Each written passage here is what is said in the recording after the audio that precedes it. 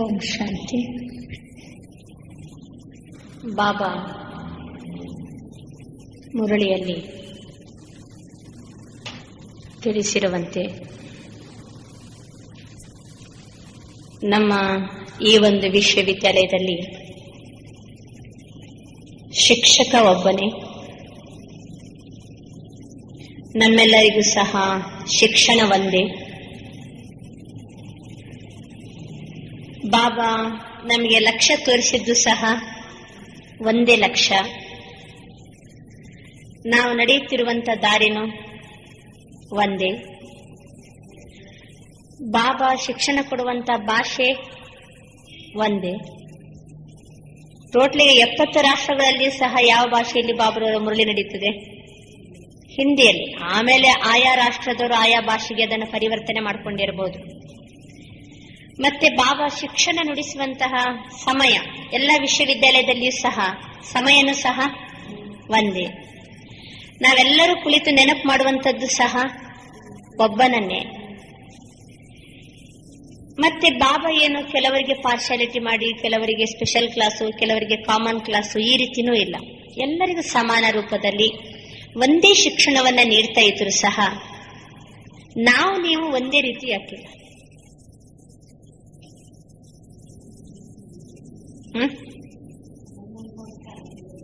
ಇದಕ್ಕೆ ಒಬ್ರೊಬ್ರು ಒಂದೊಂದು ರೀತಿ ನಾವು ಉತ್ತರ ಕೊಡಬಹುದು. ಇವತ್ತು ಬೆಳಿಗ್ಗೆ ಹಾಗೆ ವಿಚಾರ ಮಾಡ್ತಿದ್ದೆವು. ಒಂದೇ ಮನೆಯಲ್ಲಿ 10 ಜನ ಇದ್ದೀವಿ.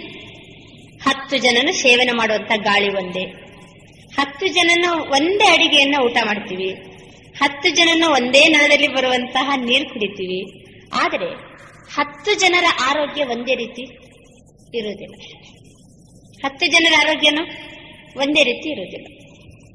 ಇಲ್ಲೇನಷ್ಟೇ ಬಾಬಾ ಎಲ್ಲ ಒಂದೇ ರೀತಿ ನಮ್ಗೆ ಶಿಕ್ಷಣ ಕೊಡ್ತಾ ಇದ್ರು ಸಹ ನಾವು ನೀವು ಇನ್ನೂ ಯಾಕೆ ಒಂದೇ ರೀತಿ ಇಲ್ಲ?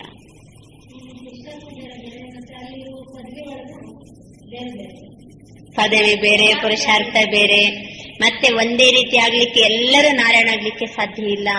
ಅದು ಪರಿಣಾಮ ಆಯ್ತದು.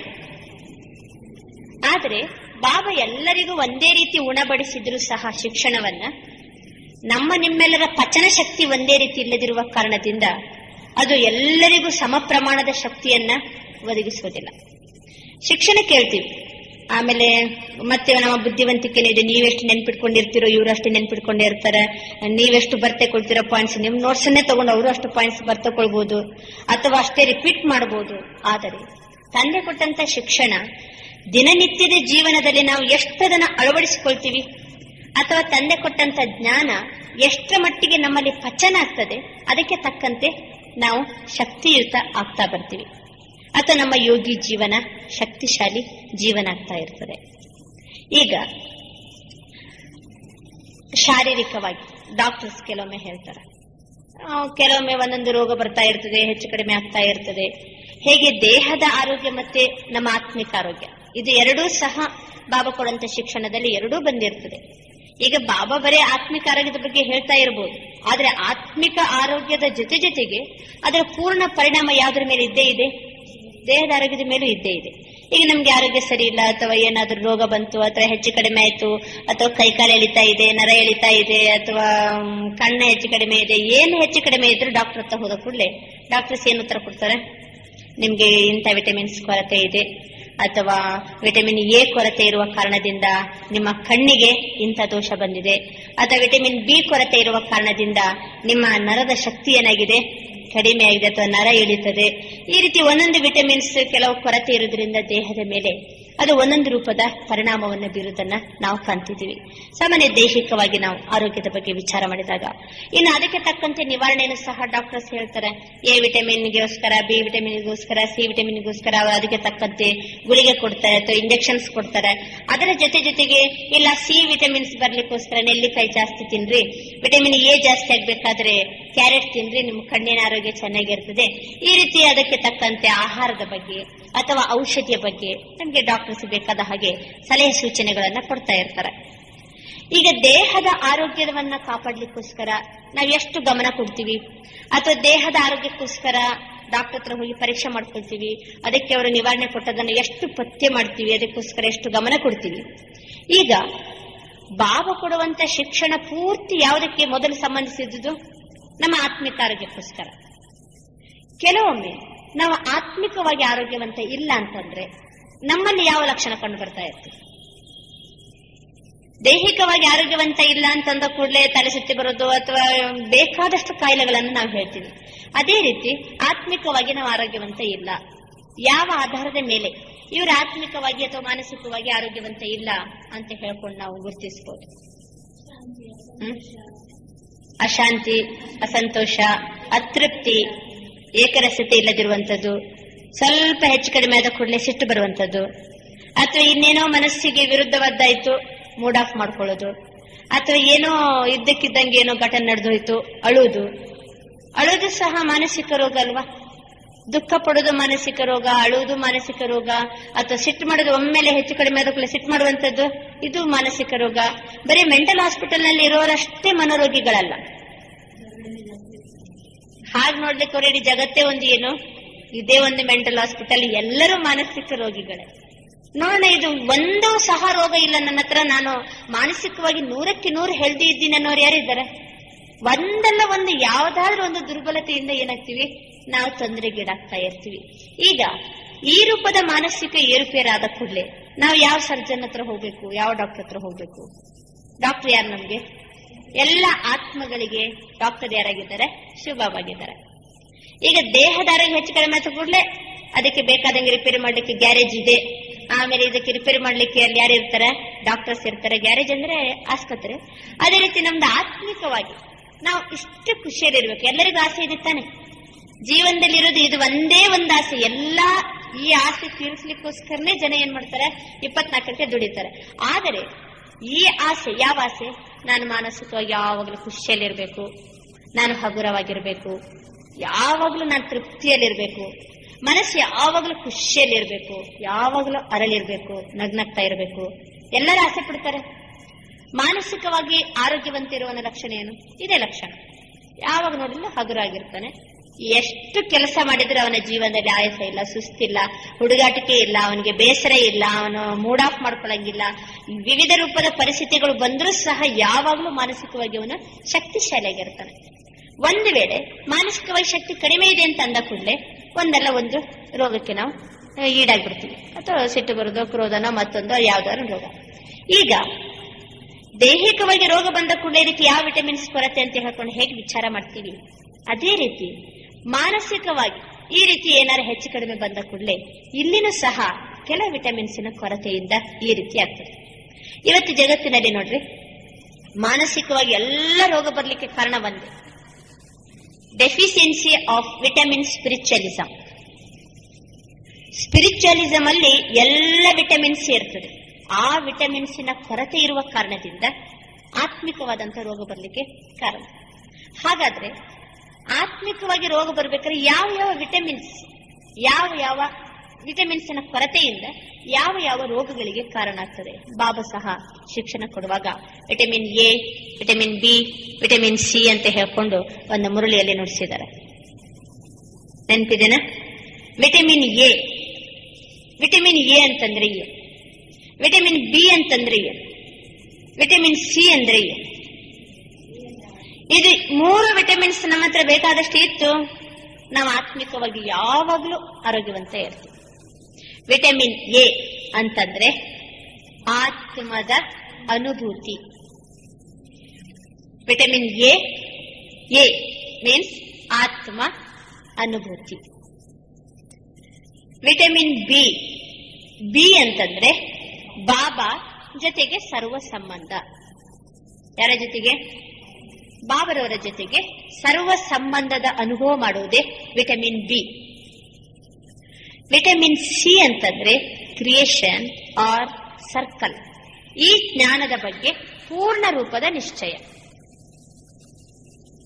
ವಿಟಮಿನ್ ಸಿ ಅಂತಂದ್ರೆ ಕ್ರಿಯೇಷನ್ ಆರ್ ಸರ್ಕಲ್, ಇದರ ಬಗ್ಗೆ ಪೂರ್ಣ ರೂಪದ ನಿಶ್ಚಯ, ಅಥವಾ ಬಾಬಾ ನಾಟಕದ ಬಗ್ಗೆ ನಿಶ್ಚಯ ಅಂತ ಹೇಳ್ಕೊಂಡು ಯಾವಾಗ್ಲೂ ತಿಳಿಸ್ತಾ ಇರ್ತಾರೆ. ಈಗ ಎ ವಿಟಮಿನ್ ನ ಕೊರತೆಯಿಂದ ಹೇಗೆ ಶಾರೀರಿಕವಾಗಿ ರಾತ್ರಿಗೆ ಕಣ್ಣು ಕಾಣಂಗಿಲ್ಲ, ಕಣ್ಣು ಇದಾಗ್ತದೆ, ಅದರಲ್ಲಿ ಡಾಕ್ಟರ್ಸ್ ಕೆಲವೆಲ್ಲ ಲಕ್ಷಣ ಗುರುತಿಸ್ತಾರೆ, ಆ ವಿಟಮಿನ್ ನ ಕೊರತೆಯಿಂದ ಹೀಗಾಯ್ತು ಅಂತ ಹೇಳಿ. ಅದೇ ರೀತಿ ನಮ್ಗೆ ಆತ್ಮದ ಅನುಭೂತಿಯ ಕೊರತೆ ಇದ್ದಾಗ ನಮ್ಗೆ ಮಾನಸಿಕವಾಗಿ ಆತ್ಮಿಕವಾಗಿ ಯಾವ ಲಕ್ಷಣಗಳು ಕಂಡು ಬರ್ತಾ ಇರ್ತವೆ? ಆತ್ಮಾನುಭೂತಿ ಇಲ್ಲ, ಆತ್ಮಾಭಿಮಾನಿ ಸ್ಥಿತಿ ಇಲ್ಲ, ಇದರದ ಕೊರತೆ ಇದೆ ಅಂತಂದ್ರೆ ದೇಹಾಭಿಮಾನದ ಲಕ್ಷಣಗಳು. 4 ಜನರ ಮುಂದೆ ನನಗೆ ಯಾರೋ ಒಂದ್ ಸ್ವಲ್ಪ ಅವಹೇಳನಾಗುವ ಹಾಗೆ ಮಾತನಾಡಿದ್ರು. ನನ್ಗೇನಾಯ್ತು? ಇನ್ಸಲ್ಟ್ ಆಯ್ತು, ನನಗೆ ಅವಮಾನ ಆಯ್ತು. ಇವ್ರು ಹೀಗನ್ಬೋದಾ ಅಂತ ಹೇಳ್ಕೊಂಡು ಒಮ್ಮೆಲೆ ಬೇಜಾರಿನಿಂದ ಆ ಸಭೆಯಿಂದ ನಾನು ಎದ್ದೋಗ್ಬಿಡ್ತೀನಿ. ಇದ್ಯಾವ್ದ್ರ ಲಕ್ಷಣ? ವಿಟಮಿನ್ ಎ ಯ ಕೊರತೆ. ಯಾವ್ದ್ರದ್ದು ಡೆಫಿಷಿಯನ್ಸಿ? Vitamin A. ಆತ್ಮದ ಸ್ಥಿತಿಯಲ್ಲಿರುವಂತಹ ಕೊರತೆಯಿಂದ ಈ ರೂಪದ ಲಕ್ಷಣ ಬರ್ತದೆ. ಈ ವಿಟಮಿನ್ ಬಿ ನೋಡ್ರಿ, ಯಾವ್ದಾದ್ರೂ ನಮ್ಗೆ ಮಾನಸಿಕವಾಗಿ ಸಂಬಂಧದಿಂದ ನಮ್ಗೆ ಡಿಸ್ಟರ್ಬೆನ್ಸ್ ಆಗ್ತಾ ಇದೆ ಅಂತಂದ್ರೆ, ಈಗ ಉದಾಹರಣೆಗೆ ಮಕ್ಕಳ ಮೇಲೆ, ಒಬ್ಬನೇ ಮಗ, ಬಹಳ ಹಚ್ಕೊಂಡಿದೀವಿ, ಬಹಳ ಪ್ರೀತಿಯಿಂದ ಮುದ್ದಾಗಿ ಬೆಳೆಸಿದೀವಿ. ಸ್ವಲ್ಪ ಅವನು ಲೇಟಾಗಿ ಬಂದ ಅಂತಂದ್ರೆ ತಾಯಿಗೆ ಇಲ್ಲೇನು ಯೋಚನೆ, ಅಥವಾ ಸ್ವಲ್ಪ ಅಷ್ಟು ಪ್ರೀತಿಯಿಂದ ಬೆಳೆದ ನಂತರ ಅವನು ಏನೋ ತಂದೆ ತಾಯಿಗೆ ಉಲ್ಟಾ ವರ್ತಿಸಲಿಕ್ಕೆ ಪ್ರಾರಂಭ ಮಾಡ್ತಾನೆ. ಎಷ್ಟು ತಂದೆ ತಾಯಿಗೆ ದುಃಖ, ಎಷ್ಟು ದುಃಖ ಪಡ್ತಾರ. ಅದೇ ರೀತಿ ಪಕ್ಕದ ಮನೆಯಲ್ಲಿ ಯಾರೋ ಒಬ್ಬ ಉಲ್ಟಾ ನಡೀತಾನಂತಂದ್ರೆ ಇವೇನು ದುಃಖ ಪಡಂಗಿಲ್ಲ, ದುಃಖ ಪಡ್ತಾರ. ಇವ್ರ ಮನೆಯಲ್ಲಿ ತನ್ನ ಮಗ ಇಷ್ಟು ಒಳ್ಳೆಯವನಾಗಿ ಇಷ್ಟೆಲ್ಲ ಬೆಳೆಸಿ ಮಾಡಿ ಈಗ ನಮಗೇನೇನು ವಿರುದ್ಧ ನಿಂತು ಬಿಟ್ಟನಲ್ಲ, ಎಷ್ಟು ತಂದೆ ತಾಯಿಗೆ ಫೀಲಿಂಗ್ ಆಗ್ತದೆ ಅಂತಂದ್ರೆ ನೋಡಿಬೇಕಾದ್ರೆ ಯಾವ್ದಾದ್ರು ತಂದೆ ತಾಯಿ ದುಃಖ ಪಡ್ತಾ ಇದ್ರೆ ಕಾರಣ ಯಾರಿಂದ? ಮಕ್ಕಳಿಂದ. ಹೆಚ್ಚಿನ ಪರ್ಸೆಂಟೇಜ್, ನೀವು ಬರೀ ಸಂಬಂಧ ಅಂತ ಟೋಟಲ್ ಅನ್ಬೇಡ್ರಿ, ಹೆಚ್ಚಿನ ಪರ್ಸೆಂಟೇಜ್ ಒಂದ್ ವೇಳೆ ಯಾವ್ದಾದ್ರು ತಂದೆ ತಾಯಿಗೆ ದುಃಖ ಇದೆ ಅಂತಂದ್ರೆ ಆ ದುಃಖ ಯಾರಿಂದ? ಅದು ಮಕ್ಕಳಿಂದ. ಯಾಕೆ ಮಕ್ಕಳಿಂದ ದುಃಖ ಅಂದ್ರೆ ತಂದೆ ತಾಯಿಗೆ ಅತ್ಯಂತ ಜಾಸ್ತಿ ಮೋಹ ಇರುವುದೇ ಯಾರ ಮೇಲೆ? ಮಕ್ಕಳ. ಈ ವಿಟಮಿನ್ ಯಾವುದು? ತಂದೆಯ ಜೊತೆಗೆ, ಶುಭಾಬನ ಜೊತೆಗೆ ಸರ್ವ ಸಂಬಂಧದ ಕೊರತೆ ಇದ್ದಾಗ ಈ ಮೋಹ ನಮ್ಗೆ ಡಿಸ್ಟರ್ಬ್ ಮಾಡ್ತಾ ಇರ್ತದೆ. ನಮ್ಗೆ ಯಾವ್ದಾದ್ರೂ ಸಂಬಂಧದಿಂದ ಈ ರೀತಿ ಮನಸ್ಸಿಗೆ ತೊಂದರೆ ಆಗ್ತಾ ಇದೆ ಅಂತಂದ್ರೆ ಕಾರಣ ಏನು? ವಿಟಮಿನ್ ಬಿ ಯ ಕೊರತೆ. ಬಾಬರವರ ಜೊತೆಗೆ ಸರ್ವ ಸಂಬಂಧದ ಅನುಭೂತಿ ಇಲ್ಲ. ಒಂದು ವೇಳೆ ಬಾಬರವರನ್ನೇ ಮಗ ಮಾಡ್ಕೊಳ್ಳಿ, ನಿಮ್ಗೆ ಇಲ್ಲಿ ಬರುವಂತಹ ತೊಂದರೆಗಳು ಏನಾಗ್ತದೆ? ಅವಾಗ ತನ್ನಿಂತಾನೆ ನಮ್ಗೆ ಮೋಹ ದೂರ ಆಗ್ಬಿಡ್ತದೆ. ಈ ಮೋಹದ ಒಂದು ಬಲೆಯಿಂದ ನಮ್ಮನ್ನು ಬಿಡಿಸ್ಕೊಳ್ಬೇಕಾದ್ರೆ ಯಾರ ಜೊತೆಗೆ ಸಂಬಂಧ ಬೆಳೆಸ್ಬೇಕು? ಬಾಬನ ಜೊತೆ ಸಂಬಂಧ ಬೆಳೆಸ್ಬೇಕು. ನಿಮ್ಗೆ ಇಲ್ಲಿ ಲೌಕಿಕದಲ್ಲಿ ಪತಿಯ ಒಂದು ನೆನಪಿನಿಂದ ದುಃಖ ಬರುದಿದ್ರೆ ಶುಭಾಬನನ್ನೇ ಪತಿಯನ್ನೇ ಮಾಡ್ಕೊಳ್ಳಿ. ಮಗ ಇವನಿಂದ ನನ್ಗೆ ತೊಂದರೆ ಆಗ್ತಾ ಇದೆ, ಬಹಳ ದುಃಖ ಆಗ್ತಾ ಇದೆ, ಬಾಬನನ್ನ ಮಗ ಮಾಡ್ಕೊಳ್ಳಿ. ಸರ್ವ ಸಂಬಂಧದ ಅನುಭೂತಿ ಬಾಬನ ಜೊತೆಗೆ ಇಲ್ಲ ಅಂತ ಅನ್ನುವಾಗ, ಆ ವಿಟಮಿನ್ ಕೊರತೆ ಇದ್ದಾಗ ಈ ಸಂಬಂಧದಿಂದ ಮನಸ್ಸಿಗೆ ಏನಾಗ್ತಾ ಇರ್ತದೆ? ತೊಂದರೆಗಳು ಉಂಟಾಗ್ತಾ ಇರ್ತದೆ. ಜಾಸ್ತಿ ಮೋಹ, ದುಃಖ ಇವು ಬರ್ಲಿಕ್ಕೇನೆ ಕಾರಣ ಏನು? ವಿಟಮಿನ್ ಬಿ ಯ ಕೊರತೆ. ಇನ್ನು ವಿಟಮಿನ್ ಸಿ, ಇದ್ದಕ್ಕಿದ್ದಂಗೆ ಏನೋ ಒಂದು ಘಟನೆ ನಡೆದೋಯ್ತು, ಮನಸ್ಸಲ್ಲಿ ಯೋಚನೆ ಮಾಡಿಲ್ಲ ಹೀಗಾಗ್ತದೆ ಅಂತ ಹೇಳಿ, ಹೀಗಾಗೋಯ್ತಲ್ಲ, ಹಿಂಗಾಗ್ಬಾರ್ದಾಗಿತ್ತಲ್ಲ ಅಂತ ಯೋಚನೆ ಮಾಡಿ ಮಾಡಿ ಮಾಡಿ ಮಾಡಿ ಕಣ್ಣೀರು ಹಾಕುದೇ ಅಳುದೇ ಅಳುದು. ನೀವು ಡಾಕ್ಟರ್ಸ್ ಎಷ್ಟೋ ಜನರಿಗೆ ಸಮಾಧಾನ ಕೊಡ್ತೀರಲ್ವಾ? ಚಿಂತೆ ಮಾಡ್ಬೇಡ್ರಿ, ಆದದಾಗಿ ಹೋಯ್ತು, ಯಾಕೆ ವಿಚಾರ ಮಾಡ್ತೀರಿ? ನೀವು ವಿಚಾರ ಮಾಡ್ತೀರಿ ಯಾಕೆ? ಚಿಂತೆ ಮಾಡಬೇಡಿ ಅಂತ ಇಷ್ಟೇ ಹೇಳ್ತಾರೆ ವಿನಃ ಚಿಂತೆ ಹೇಗೆ ಮಾಡದೇ ಇರಬೇಕು ಅನ್ನೋದಕ್ಕೆ ಶಿಕ್ಷಣ ಕೊಡಂಗಿಲ್ಲ. ಶಿವಬಾಬಾ ಮಾತ್ರ ಎಷ್ಟು ಸುಂದರವಾದ ಶಿಕ್ಷಣ ಕೊಡ್ತಾರಂದ್ರೆ, ಬಚ್ಚೆ ಡ್ರಾಮಾ ನಾಟಕದಲ್ಲಿ ಏನೇನಾಗ್ಬೇಕಂತಿದೇನೋ ಅದಾಯ್ತು ಹೋಯ್ತು. ನಡೆದು ಹೋಗೋದ್ರ ಬಗ್ಗೆ ಮತ್ತೆ ಏನ್ ಮಾಡ್ಲಿಕ್ಕಿಲ್ಲ, ಚಿಂತೆ ಮಾಡ್ಲಿಕ್ಕಿಲ್ಲ. ಅದರಿಂದ ಏನ್ ಶಿಕ್ಷಣ ಇದೆ, ಶಿಕ್ಷಣ ತಗೊಳ್ರಿ, ಮುಂದಿನ ಗಳಿಗೆಯನ್ನು ಏನ್ ಮಾಡ್ಕೊಳ್ಳಿ, ಶ್ರೇಷ್ಠ ಮಾಡ್ಕೊಳ್ಳಿ ಅಂತ ಬಾಬಾ ಶಿಕ್ಷಣ ಕೊಡ್ತಾರೆ. ಆದ್ರಿಂದ ವಿಟಮಿನ್ ಸಿ ಯ ಕೊರತೆ ಇದ್ದಾಗ ಗತಿಸಿದಂತಹ ಘಟನೆಯ ಬಗ್ಗೆ ಏನ್ ಮಾಡ್ತಾ ಹೋಗ್ತೀವಿ? ಚಿಂತೆ ಮಾಡ್ತೀವಿ, ದುಃಖ ಪಡ್ತೀವಿ, ಅಳ್ತೀವಿ. ಇದಕ್ಕೆಲ್ಲ ಕಾರಣ ವಿಟಮಿನ್ ಸಿ ಯ ಕೊರತೆ. ನಮ್ಮ ದಿನಚರ್ಯದಲ್ಲಿ ಚೆಕ್ ಮಾಡ್ಕೊಳ್ಬಹುದಲ್ವಾ? ಎಷ್ಟು ಇವತ್ತಿನ ದಿನಚರ್ಯ ಚೆಕ್ ಮಾಡ್ಕೊಳ್ರಿ. ಇವತ್ತೇನಾದ್ರು ಮೂಡ್ ಆಫ್ ಆಗಿತ್ತ? ಚಿಂತೆ ಬಂದಿತ್ತೇನಾದ್ರು? ಚಿಂತೆ ಬಂದಿತ್ತ? ಚಿಂತೆನ ಹಿಡ್ಕೊಂಡ್ಬಿಡಿ. ಎಲ್ಲೇ ಚಿಂತೆ, ನೀನ್ ಎಲ್ಲಿಂದ ಬಂದಿ ಕೇಳ್ರಿ. ಯಾವ ವಿಟಮಿನ್ ನ ಕೊರತೆಯಿಂದ ನನ್ಗೆ ಇವತ್ತು ಈ ಚಿಂತೆ ಬಂತು? ಇವತ್ತಾರು ಕಣ್ಣೀರ್ ಹಾಕಿದ್ರ? ಅಳು ಬಂದಿದೆಯಾ? ಅಥವಾ ಇವತ್ತು ಯಾವ ರೋಗದ ಲಕ್ಷಣಗಳು ನನ್ನಲ್ಲಿ ಕಂಡು ಬಂದಿದೆ ಅಂತ ನಾ ಚೆಕ್ ಮಾಡ್ಕೊಂಡ್ರೆ ಯಾವ ವಿಟಮಿನ್ಸಿನ ಕೊರತೆಯಿಂದ ನನಗೆ ಈ ರೀತಿ ಆಗ್ತಾ ಇದೆ ಕರೆಕ್ಟ್ ಗೊತ್ತಾಗ್ತದೆ. ನೀವು ಹೋಗಿ ಡಾಕ್ಟರ್ ಹತ್ರ ಹೋಗಿ ನಿಮ್ಮನ್ನು ಚೆಕಪ್ ಮಾಡ್ಕೋಬೇಕಂತೇನಿಲ್ಲ. ನಮಗೆ ನಾವೇ ಡಾಕ್ಟರಿಗೆ ಶುಭ ಬೇಕಾದಂಗೆ ಶಿಕ್ಷಣ ಕೊಟ್ಟಿದ್ದಾರೆ, ಬೇಕಾದಂಗೆ ಜ್ಞಾನ ಕೊಟ್ಟಿದ್ದಾರೆ. ಆ ಜ್ಞಾನ ಮುಂದಿಟ್ಕೊಳ್ಳೋದು ಯಾವ ವಿಟಮಿನ್ ಕೊರತೆಯಿಂದ ನನ್ಗೆ ಈ ರೀತಿ ಆಗ್ತಾ ಇದೆ, ನಾಟಕದ ಬಗ್ಗೆ ನಿಶ್ಚಯದ ಕೊರತೆಯಿಂದ ನನ್ಗೆ ಈ ರೀತಿ ಆಯ್ತು, ಅಥವಾ ಬಾಬರ ಜೊತೆ ಸರ್ವ ಸಂಬಂಧದ ಕೊರತೆ ಇದ್ದಿದ್ದಕ್ಕೆ ನನ್ಗೆ ಈ ರೀತಿ ಸಂಬಂಧ ತೊಂದರೆ ಆಯ್ತು, ಸಂಬಂಧದಿಂದ ನಿಮ್ಗೆ ದುಃಖ ಬಂತು, ಚಿಂತೆ ಬಂತಂದ್ರೆ ವಿಟಮಿನ್ ಬಿ ಯ ಕೊರತೆ ಸಂಬಂಧದಿಂದ. ಅಥವಾ ಯಾರ್ಯಾರು ಏನೋ ಅಂದ್ರೆ ಹೆಚ್ಚು ಕಡಿಮೆ ಆಯ್ತು, ಚಿಂತೆ ಆಯ್ತು, ಮೂಡಫ್ ಆಯ್ತು, ಆಮೇಲೆ ಆವೇಶದಲ್ಲಿ ಬಂದೇವು, ಸಿಟ್ಟು ಮಾಡಿದೆವು, ವಿಟಮಿನ್ ಎ ಯ ಕೊರತೆ. ಈ ರೀತಿ ಪ್ರತಿದಿನನೂ ಸಹ ನಮ್ಮನ್ನ ಚೆಕ್ ಮಾಡ್ಕೊಂಡಾಗ ನನ್ನಲ್ಲಿ ಯಾವ ವಿಟಮಿನ್ ಕೊರತೆ ಇದೆ, ಯಾವ ವಿಟಮಿನ್ಸಿನ ಕೊರತೆಯಿಂದ ಈ ರೀತಿ ಆಯ್ತು ಅಂತ ಇಷ್ಟು ನಮಗೆ ಚೆಕ್ ಮಾಡ್ಕೊಳ್ಳುವಂತ ಕೆಪಾಸಿಟಿ ಬಂದ್ರೆ ಸಾಕು. ಮತ್ತೆ ಅದನ್ನ ತಿದ್ಕೊಳ್ಳಿಕ್ಕೆ ಬಾಬಂದು ಯಾವ ಗುಳಿಗೆ ಅದು ಸಹ ನಮ್ಮ ಹತ್ರನೇ ಇದೆ ಇಲ್ವಾ? ಅಥವಾ ನನ್ಗೆ ಈ ರೀತಿ ಆಗ್ತಾ ಇದೀರಿ, ನಾನು ಏನ್ ಮಾಡ್ಬೇಕ್ರಿ ಅಂತ ಕೇಳ್ಬೇಕಾ? ಈಗ ನಾಗರತ್ನಕ್ಕ ಅವರು ಹೇಳಿದ್ರು, ಅಕ್ಕರೆ ನಂಗೆ ಹಿಂಗ ಆಗ್ತಾ ಇದೆ, ಅದಕ್ಕೆ ಹೀಗಿದ್ರೆ ಸರಿ ಅಲ್ಲ ಅಕ್ಕರೆ ಅಂತ ಅದು ಅವರೇ ಹೇಳ್ತಾರೆ. ಅಂದ್ರೆ ರೋಗನೂ ಗೊತ್ತು ನಮ್ಗೀಗ, ಅದ್ರ ಜೊತೆಗೆ ಏನ್ ಗೊತ್ತು, ಔಷಧಿನೂ ಗೊತ್ತು. ಮತ್ತೆ ಔಷಧಿನ ಕೊಂಡ್ಕೊಳ್ಳಿಕ್ಕೆ ಎಲ್ಲೆಲ್ಲಿ ಹೋಗುದು ಬೇಡ, ಅದನ್ನ ಹೆಂಗ್ ಯೂಸ್ ಮಾಡ್ಕೊಳ್ಬೇಕಂತಲೂ ಗೊತ್ತಿದೆ ಅಲ್ವಾ? ಅದಕ್ಕೋಸ್ಕರ ವಿಟಮಿನ್ ಎ, ಬಿ ಮತ್ತೆ ಸಿ ಇದರ ಅನುಭವವನ್ನ ಈಗ ಮಾಡೋದು ಹೇಗೆ? ಮೊದಲನೇದಾಗಿ ವಿಟಮಿನ್ ಎ. ವಿಟಮಿನ್ ಎ ಅಂತಂದ ಕೂಡಲೇ ಆತ್ಮದ ಅನುಭೂತಿ.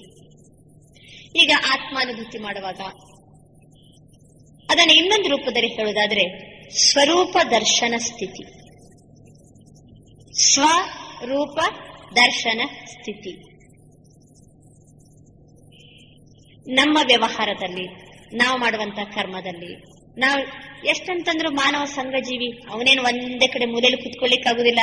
4 ಜನರ ಜೊತೆಗೆ ನಾವು ಬಾಳ್ಲೇಬೇಕು, 4 ಜನರನ್ನು ಸುಧಾರಿಸಲೇಬೇಕು. ಈಗ ನೀವು ಮನೆ ಅಂತಂದ ಕೂಡಲೇ ಸುಧಾರಿಸಲೇಬೇಕು. ಇವೆಲ್ಲದರ ನಡುವೆ ಇದ್ದಾಗ ನಮ್ದು ಆತ್ಮಸ್ಥಿತಿಯಲ್ಲೇ ನಾವು ವ್ಯವಹರಿಸಬೇಕಾದ್ರೆ ದಿನದಲ್ಲಿ ಒಂದು 15 ನಿಮಿಷ ಆದ್ರೂ ಎಲ್ಲಾರು ಕೂತ್ಕೊಂಡು ಏನ್ ಮಾಡ್ಬೇಕು? ಸ್ವರೂಪ ದರ್ಶನ ಸ್ಥಿತಿಯ ಅನುಭವ ಮಾಡ್ಬೇಕು. ಬಾಬಾ ಏನೋ ಹೇಳ್ತಾರೆ, ಚಲ್ತೆ ಫಿರ್ತೆ ಸದಾ ಯೋಗ ಮಾಡ್ರಿ, ನನ್ನ ನೆನಪು ಮಾಡ್ರಿ, ಆತ್ಮಸ್ಥಿತಿ ಅನುಭವ ಮಾಡ್ರಿ ಅಂತ. ನಾವು ಎಷ್ಟು ನಿರಂತರವಾಗಿ ನಡೀತಾ ತಿರುಗ್ತಾ ಕರ್ಮಕ್ಷೇತ್ರದಲ್ಲಿ ಆತ್ಮಸ್ಥಿತಿ ಅನುಭವ ಮಾಡಬೇಕಾದ್ರೆ ಜಸ್ಟ್ ಒಂದು ಕುಂತ 10 ನಿಮಿಷ ಆದ್ರೂ ಪ್ರಾಕ್ಟೀಸ್ ಬೇಡವಾ? 10 ನಿಮಿಷ ಆದ್ರೂ ಈ ದೇಹ, ಸಂಬಂಧ, ಜಗತ್ತು, ಮನೆ, ವ್ಯವಹಾರ, ನಮ್ದು ಕರ್ಮಕ್ಷೇತ್ರ ಎಲ್ಲವನ್ನ ಮರೆತುಬಿಟ್ಟು ನಮ್ಮನ್ನು ನಾವೇ ದರ್ಶಿಸುವಂತಹ, ನಮ್ಮ ಸ್ವರೂಪವನ್ನ ನಾವೇ ನೋಡುವಂತಹ ಒಂದು ಅನುಭವವನ್ನ ಒಂದು 10 ನಿಮಿಷ ಆದ್ರೂ ನಮ್ಮ ಜೀವನದಲ್ಲಿ ಅನುಭವ ಮಾಡಿದರೆ ಅದು ಉಳಿದ ಕರ್ಮಕ್ಷೇತ್ರಕ್ಕೆ ಬೆಳಕಾಗಿ ಏನ್ ಮಾಡ್ತದೆ? ಕೆಲಸ ಮಾಡ್ತದೆ. ಈಗ ನನ್ನ ಆತ್ಮಾಭಿಮಾನಿ ಸ್ಥಿತಿಯಲ್ಲಿ ಎಷ್ಟರ ಮಟ್ಟಿಗಿದ್ದೀನಿ, ನಾನು ಮಾಡುವಂತ ಅನುಭವದಲ್ಲಿ ಇದು ಸಂಪೂರ್ಣ ಆತ್ಮಸ್ಥಿತಿ ಹೌದೋ ಅಲ್ಲೋ? ಇದರದ್ದು ರಿಸಲ್ಟ್ ಏನು? ಒಂದ್ ವೇಳೆ ನಾನು ಆತ್ಮಾನುಭೂತಿಯಲ್ಲೇ ಇದ್ದೀನಿ, ಸ್ವರೂಪ ದರ್ಶನ ಸ್ಥಿತಿಯಲ್ಲೇ ಇದ್ದೀನಿ ಅಂತಿದ್ರೆ ಅದಕ್ಕೆ ಪರೀಕ್ಷೆ ಏನು? ಈ ಕೆಲವು ನಾವು ಯೋಗ ಮಾಡ್ತೀವಿ, ನಾವು ಮಾಡ್ತಾ ಇರೋದು ಸರಿಯೋ ತಪ್ಪ ಕೊನೆಗೆ, ನಾನು ಕರೆಕ್ಟ್ ಮಾಡ್ತಿದ್ದೀನೋ ಇಲ್ಲೋ ಕೊನೆಗೆ ಅಂತ ನಮ್ಗೆ ನಾವೇ ಹೇಗೆ ನಾವು ಚೆಕ್ ಮಾಡ್ಕೋಬೇಕು. ಅದರದ್ದು ಪರಿಣಾಮ ಏನು ಕಂಡು ಬರ್ತಾ ಇರ್ತದೆ ಇದು ಗೊತ್ತಿರ್ಬೇಕಲ್ವಾ? ಆತ್ಮಸ್ಥಿತಿಯ ಅನುಭೂತಿಯಿಂದ ನನ್ನ ಸ್ಥಿತಿ ಮೇಲಾಗುವಂತ ಪರಿಣಾಮ ಏನು, ಆತ್ಮಸ್ಥಿತಿಯ ಅನುಭೂತಿಯಿಂದ ನನ್ನ ದೇಹದ ಮೇಲಾಗುವಂತ ಪರಿಣಾಮ ಏನು, ಆತ್ಮಸ್ಥಿತಿಯ ಅನುಭೂತಿಯಿಂದ ಸಮಾಜದ ಮೇಲಾಗುವಂತ ಪರಿಣಾಮ ಏನು? ಪರಿಣಾಮವನ್ನ ನೋಡಿದ್ರೆ ಗೊತ್ತಾಗ್ತದೆ ನಾನು ಎಷ್ಟರ ಮಟ್ಟಿಗೆ ಯಾವುದರಲ್ಲಿದ್ದೀನಿ, ಆತ್ಮಸ್ಥಿತಿಯಲ್ಲಿ ಇದ್ದೀನ ಗುರುತಿಸ್ಕೊಳ್ಬಹುದಲ್ವಾ? ಈಗ ನೋಡ್ರಿ, ನಂಗೆ ಮನಸ್ಸಲ್ಲಿ ಸಿಟ್ಟು ಬರ್ತಾ ಇದೆ. ಸಿಟ್ಟು ಪ್ರಾರಂಭ ಆಗುದಿಲ್ಲ. ಸಿಟ್ಟು ಪ್ರಾರಂಭ ಆಗೋದು ಮನಸ್ಸಿನ ಸಂಕಲ್ಪದಲ್ಲಿ ಸಿಟ್ಟು ಪ್ರಾರಂಭ ಆಗ್ತದೆ. ಇನ್ನು ಜೋರಾಗಿ ಸಿಟ್ಟು ಬಂತು, ಕಣ್ಣೇನ್ ಮಾಡ್ತದೆ? ಸಿಟ್ಟು ಜೋರಾದ ಕೂಡಲೇ ಕಣ್ಣೇನ್ ಮಾಡ್ತದೆ? ಕಣ್ಣು ಕೆಂಪಾಗಿ ನೋಡಿ ಪ್ರಾರಂಭ ಮಾಡ್ತದೆ. ಸಿಟ್ಟು ಇನ್ನೂ ಜೋರಾಯ್ತು, ಬಾಯಲ್ಲಿ ಒದರಲಿಕ್ಕೆ ಪ್ರಾರಂಭ ಮಾಡ್ತೀವಿ. ಇನ್ನು ತಡಿಲಿಕ್ಕೇನೆ ಆಗ್ತಾ ಇಲ್ಲ ಸಿಟ್ಟು. ಏನ್ ಮಾಡ್ತೀವಿ? ನಾವು ಯಾರ ಮೇಲೆ ಯಾರ ಯೋಚನೆ ಮಾಡ್ಕೊಂಡು ನಮ್ಗೆ ಸಿಟ್ಟು ಬರ್ತಾ ಇದೆಯೋ ಅವ್ರ ಎದುರಿಗಿದ್ರಂದ್ರೆ ಏನ್ ಮಾಡ್ಬಿಡ್ತೀವಿ? ಹೊಡೆದೇ ಹಾಕ್ಬಿಡ್ತೀವಿ. ನಾವೊಂದ್ಸರಿ ಇಲ್ಲಿ ಜೈಲಿಗೆ ಭಾಷಣ ಮಾಡ್ಲಿಕ್ಕೆ ಹೋದಾಗ ಒಮ್ಮೆ ಕರ್ಕೊಂಡು ಹೋಗಿದ್ರಲ್ಲ ಗಣೇಶನವರು, ಆವಾಗ ಅಲ್ಲಿ ತುಂಬಾ ಜನ ಮಾತೆಯರೆಲ್ಲ ಇದ್ರು ಜೈಲಿನಲ್ಲಿ. ನಮ್ಗೆ ಒಂಥರ ಆಶ್ಚರ್ಯ ಆಯ್ತು, ಈ ಅಕ್ಕಂದ್ರೆ ಎಷ್ಟು ಜನ, ಎಷ್ಟು 40-70 ಜನ ಮಾತೆಯರು, ಇವ್ರು ಏನ್ ಮಾಡಿ ಬಂದಿದಾರೆ ಹಾಗಾದ್ರೆ ಜೈಲಿಗೆ ಅಂತ ಟೋಟ್ಲಿ ಅವ್ರ ಜೊತೆ ಪರ್ಸನಲ್ ಆಗಿ ಮಾತಾಡ್ಬೇಕಂತ ಆಸೆ ಆಯ್ತು. ಆಮೇಲೆ ಪರ್ಸನಲ್ ಆಗಿ ಮಾತಾಡ್ಲಿಕ್ಕೆ ಹೋದ್ರೆ ಒಬ್ರದ್ದು ಅನುಭವ ಏನಿತ್ತಂದ್ರೆ, ಅಕ್ಕರೆ ನಾನು ತಪ್ಪು ಮಾಡ್ಬೇಕಂತ ಮಾಡಿಲ್ಲ. ನಮ್ ಸೊಸೆ ಇಷ್ಟು ಏನ್ ಮಾಡ್ತಿದ್ಲು, ವಿರುದ್ಧ ನಡೀತಿದ್ಲು. ಎದ್ದು ಏನ್ ಮಾಡ್ಬಿಟ್ಟೆ, ನನ್ ಮನೆಯಲ್ಲಿ ಏನಿತ್ತು ಚಪಾತಿ ಮಾಡೋ ಮನೆನೋ ಯಾವ್ದೋ ಒಂದು ಬಾರದ ವಸ್ತು ಇತ್ತು, ಬುದ್ಧಿ ಬಿಟ್ಟೆ, ಅವ್ಳು ಸತ್ಯ ಹೋಗ್ಬಿಟ್ಟು. ಸಾಯ್ಬೇಕಂತ ನಾನು ಬಡ್ದಿಲ್ಲ, ಅದು ಸತ್ತೋಗ್ಬಿಟ್ಟು. ನನಗೆ ಆ ಸಿಟ್ಟಲ್ಲಿ ನಾನು ಏನ್ ಮಾಡಿದೆ ಅಂತೇಳಿ ನನಗೆ ಗೊತ್ತಿಲ್ಲ. ಹಾಗಾದ್ರೆ ಅವಳನ್ನ ಕೊಂದದ್ದು ಅತ್ತೇನೋ ಅಥವಾ ಅವಳಲ್ಲಿದ್ದ ಸಿಟ್ಟು ಅಲ್ವಾ? ಅವಳಿಗೆ ಕೊಲ್ಲಬೇಕು ಅಂತ ಉದ್ದೇಶ ಪೂರ್ಣವಾಗಿ ಏನ್ ಮಾಡಿಲ್ಲ, ಸಾಯಿಲೆ ಅಂತ ಹೇಳ್ಕೊಂಡು ಹೊಡೆದಿಲ್ಲ, ಬಡ್ದಿಲ್ಲ. ಆದ್ರೆ ಆ ಸಿಟ್ಟಿನ ಭರದಿಂದ, ಅಂದ್ರೆ ಸಿಟ್ಟು ಎಷ್ಟು ಕೆಲಸವನ್ನ ಮಾಡ್ತದೆ ನೋಡ್ರಿ. ಆ ಸಿಟ್ಟಿದ್ದಾಗ ಅವಳ ಸ್ಥಿತಿ ಮೇಲೆ ಏನ್ ಪರಿಣಾಮ ಆಯ್ತು, ಆ ಸಿಟ್ಟು ಅವಳ ದೇಹದ ಮೇಲೆ ಏನ್ ಪರಿಣಾಮ ಬೀರ್ತು, ಆ ಸಿಟ್ಟು ಸಮಾಜದ ಮೇಲೆ ಏನ್ ಪರಿಣಾಮ ಬೀರ್ತು, ಈ ಒಂದು ಘಟನೆಯಲ್ಲಿ ಗುರುತಿಸಬಹುದಲ್ವಾ? ಈಗ ಉದಾಹರಣೆಗೆ ಸಿಟ್ಟು ಬರ್ತಾ ಇದೆ, ನಿಮ್ಮ ಮನಸ್ಸಿನ ಸ್ಥಿತಿ ಹೆಂಗಿರ್ತದೆ? ಎಷ್ಟು ಆವಾಗ ಹಲ್ಚಲು, ಎಷ್ಟು ನೆಗೆಟಿವ್ ಸಂಕಲ್ಪ, ಎಷ್ಟು ಸಂಕಲ್ಪದಲ್ಲಿ ಏನು ತೀವ್ರತೆ, ಸ್ಥಿತಿ ಫುಲ್ ಏರ್ಪೇರೆ ಇರ್ತದೆ, ಅವಾಗ ಪೂರ್ಣ ಏರ್ಪೇರೆ ಇರ್ತದೆ. ಸಿಟ್ಟು ಬಂದಾಗ ದೇಹದ ಮೇಲೆ ಏನ್ ಪರಿಣಾಮ ಆಗ್ತಾ ಇರ್ತದೆ? ಉಸಿರಾಟ ಏನಾಗ್ತದೆ? ಉಸಿರಾಟ ಜೋರ ಆಗ್ತದೆ, ರಕ್ತದ ಒತ್ತಡ ಜಾಸ್ತಿ ಆಗ್ತದೆ, ಕೈಕಾಲು ಕೆಲವು ಸಿಟ್ಟು ಬಂದಾಗ ಕೈಕಾಲೆಲ್ಲ ನಡುಗ್ತಾ ಇರ್ತದೆ. ಕರೆಕ್ಟ್ ಗುರುತಿಸಬಹುದಲ್ವಾ? ಸಿಟ್ಟು ಬಂದಾಗ ನನ್ನ ಸ್ಥಿತಿ ಏನಾಗ್ತಾ ಉಂಟು, ಸಿಟ್ಟು ಬಂದಾಗ ನನ್ನ ದೇಹದ ಮೇಲೆ ಏನ್ ಪರಿಣಾಮ ಆಗ್ತಾ ಇದೆ. ಅದೇ ಸಿಟ್ಟು ಸಮಾಜದ ಮೇಲೆ ಯಾವ ಪರಿಣಾಮವನ್ನ ಮಾಡ್ತದೆ ಅಲ್ವಾ? ಅದ್ ನಮ್ಮಿಂದ ಎಷ್ಟು ಜನರಿಗೆ ದುಃಖ ಆಗ್ತದೆ. ನಾವು ಸಿಟ್ಟು ಮಾಡಿದ್ರೆ ದುಃಖ ಆಗ್ತದೆಯೋ, ಅವ್ರು ಸತ್ತೋಗ್ಬಿಟ್ರು ಅಂತಂದ್ರೆ ಆತ್ಮ ಎಷ್ಟು ಚಡಪಡಿಸಿರ್ಬೇಕಲ್ವಾ, ಎಷ್ಟು ಕಷ್ಟ ಆಗಿರ್ಬೇಕು ಮತ್ತೊಬ್ಬರಿಗೆ ಸಹಿತ.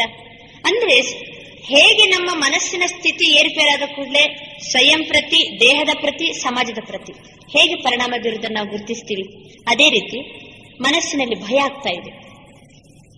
ಇಷ್ಟು ಭಯ ಬಂದ್ಬಿಟ್ಟಿದೆ, ದೇಹದ ಮೇಲೆ ಏನ್ ಪರಿಣಾಮ, ಮನಸ್ಸಿನ ಮೇಲೆ ಏನ್ ಪರಿಣಾಮ, ಸಮಾಜದ ಮೇಲೆ ಏನ್ ಪರಿಣಾಮ ಚೆಕ್ ಮಾಡ್ಕೊಳ್ರಿ. ಭಯ ಆಗ್ತಾ ಇದೆ, ಸ್ಥಿತಿ ಹೇಗಿರ್ತದೆ ಅವಾಗ ಅಲ್ವಾ? ಸ್ಥಿತಿ ಕರೆಕ್ಟ್ ನಮ್ಗೆ ಗುರುತಿಸ್ಕೊಳ್ಬೋದಲ್ಲ. ಭಯ ಇದ್ದಾಗ ದೇಹದ ಮೇಲೆ ಏನ್ ಪರಿಣಾಮ, ಹೃದಯ ಬಡಿತ ಏನಾಗ್ತದೆ, ಫಾಸ್ಟ್ ಆಗ್ತದೆ. ಭಯ ಬಂದಾಗ ಆವಾಗ್ಲೂ ಕೈಕಾಲು ಕಂಪಿಸಲಿಕ್ಕೆ ಪ್ರಾರಂಭ ಆಗ್ತದೆ, ಹೃದಯ ಬಡಿತ ಜಾಸ್ತಿ ಆಗ್ತದೆ. ಇದು ಸಿಟ್ಟು ಬಂದಾಗ, ಅಂದ್ರೆ ಭಯ ಬಂದಾಗ ನಮ್ಮ ಸ್ಥಿತಿಯ ಮೇಲೆ, ನಮ್ಮ ದೇಹದ ಮೇಲೆ ಆಗುವಂತಹ ಪರಿಣಾಮವನ್ನು ಗುರುತಿಸಬಹುದು. ಅದೇ ರೀತಿ ನಾವು ಸಂಪೂರ್ಣ ಈಗ ಆತ್ಮಸ್ಥಿತಿಯಲ್ಲಿದ್ದೀವಿ,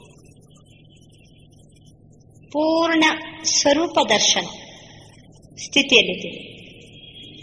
ಆಗ ನನ್ನ ಸ್ಥಿತಿ ಹೇಗಿದೆ, ನನ್ನ ದೇಹದ ಮೇಲೆ ಏನ್ ಪರಿಣಾಮ ಆಗ್ತಾ ಇದೆ, ಈ ಸ್ಥಿತಿಯಲ್ಲೇ ನಾನು ಇದ್ರೆ ಸಮಾಜದ ಮೇಲೆ ಏನ್ ಪರಿಣಾಮ ಆಗ್ತದೆ ಅಲ್ವಾ?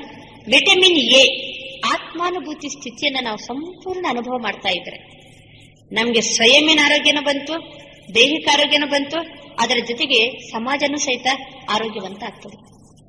ಆತ್ಮಿಕ ಆರೋಗ್ಯದಿಂದಲೇ ಸಮಾಜದ ಆರೋಗ್ಯ. WHO ದಲ್ಲಿ ಇದೆ ಅಲ್ವಾ, ಯಾವ ಯಾವ ಆರೋಗ್ಯದ ಬಗ್ಗೆ ನೋಡ್ರೆ 4 ಆರೋಗ್ಯ: mental health, physical health, social health, spiritual health.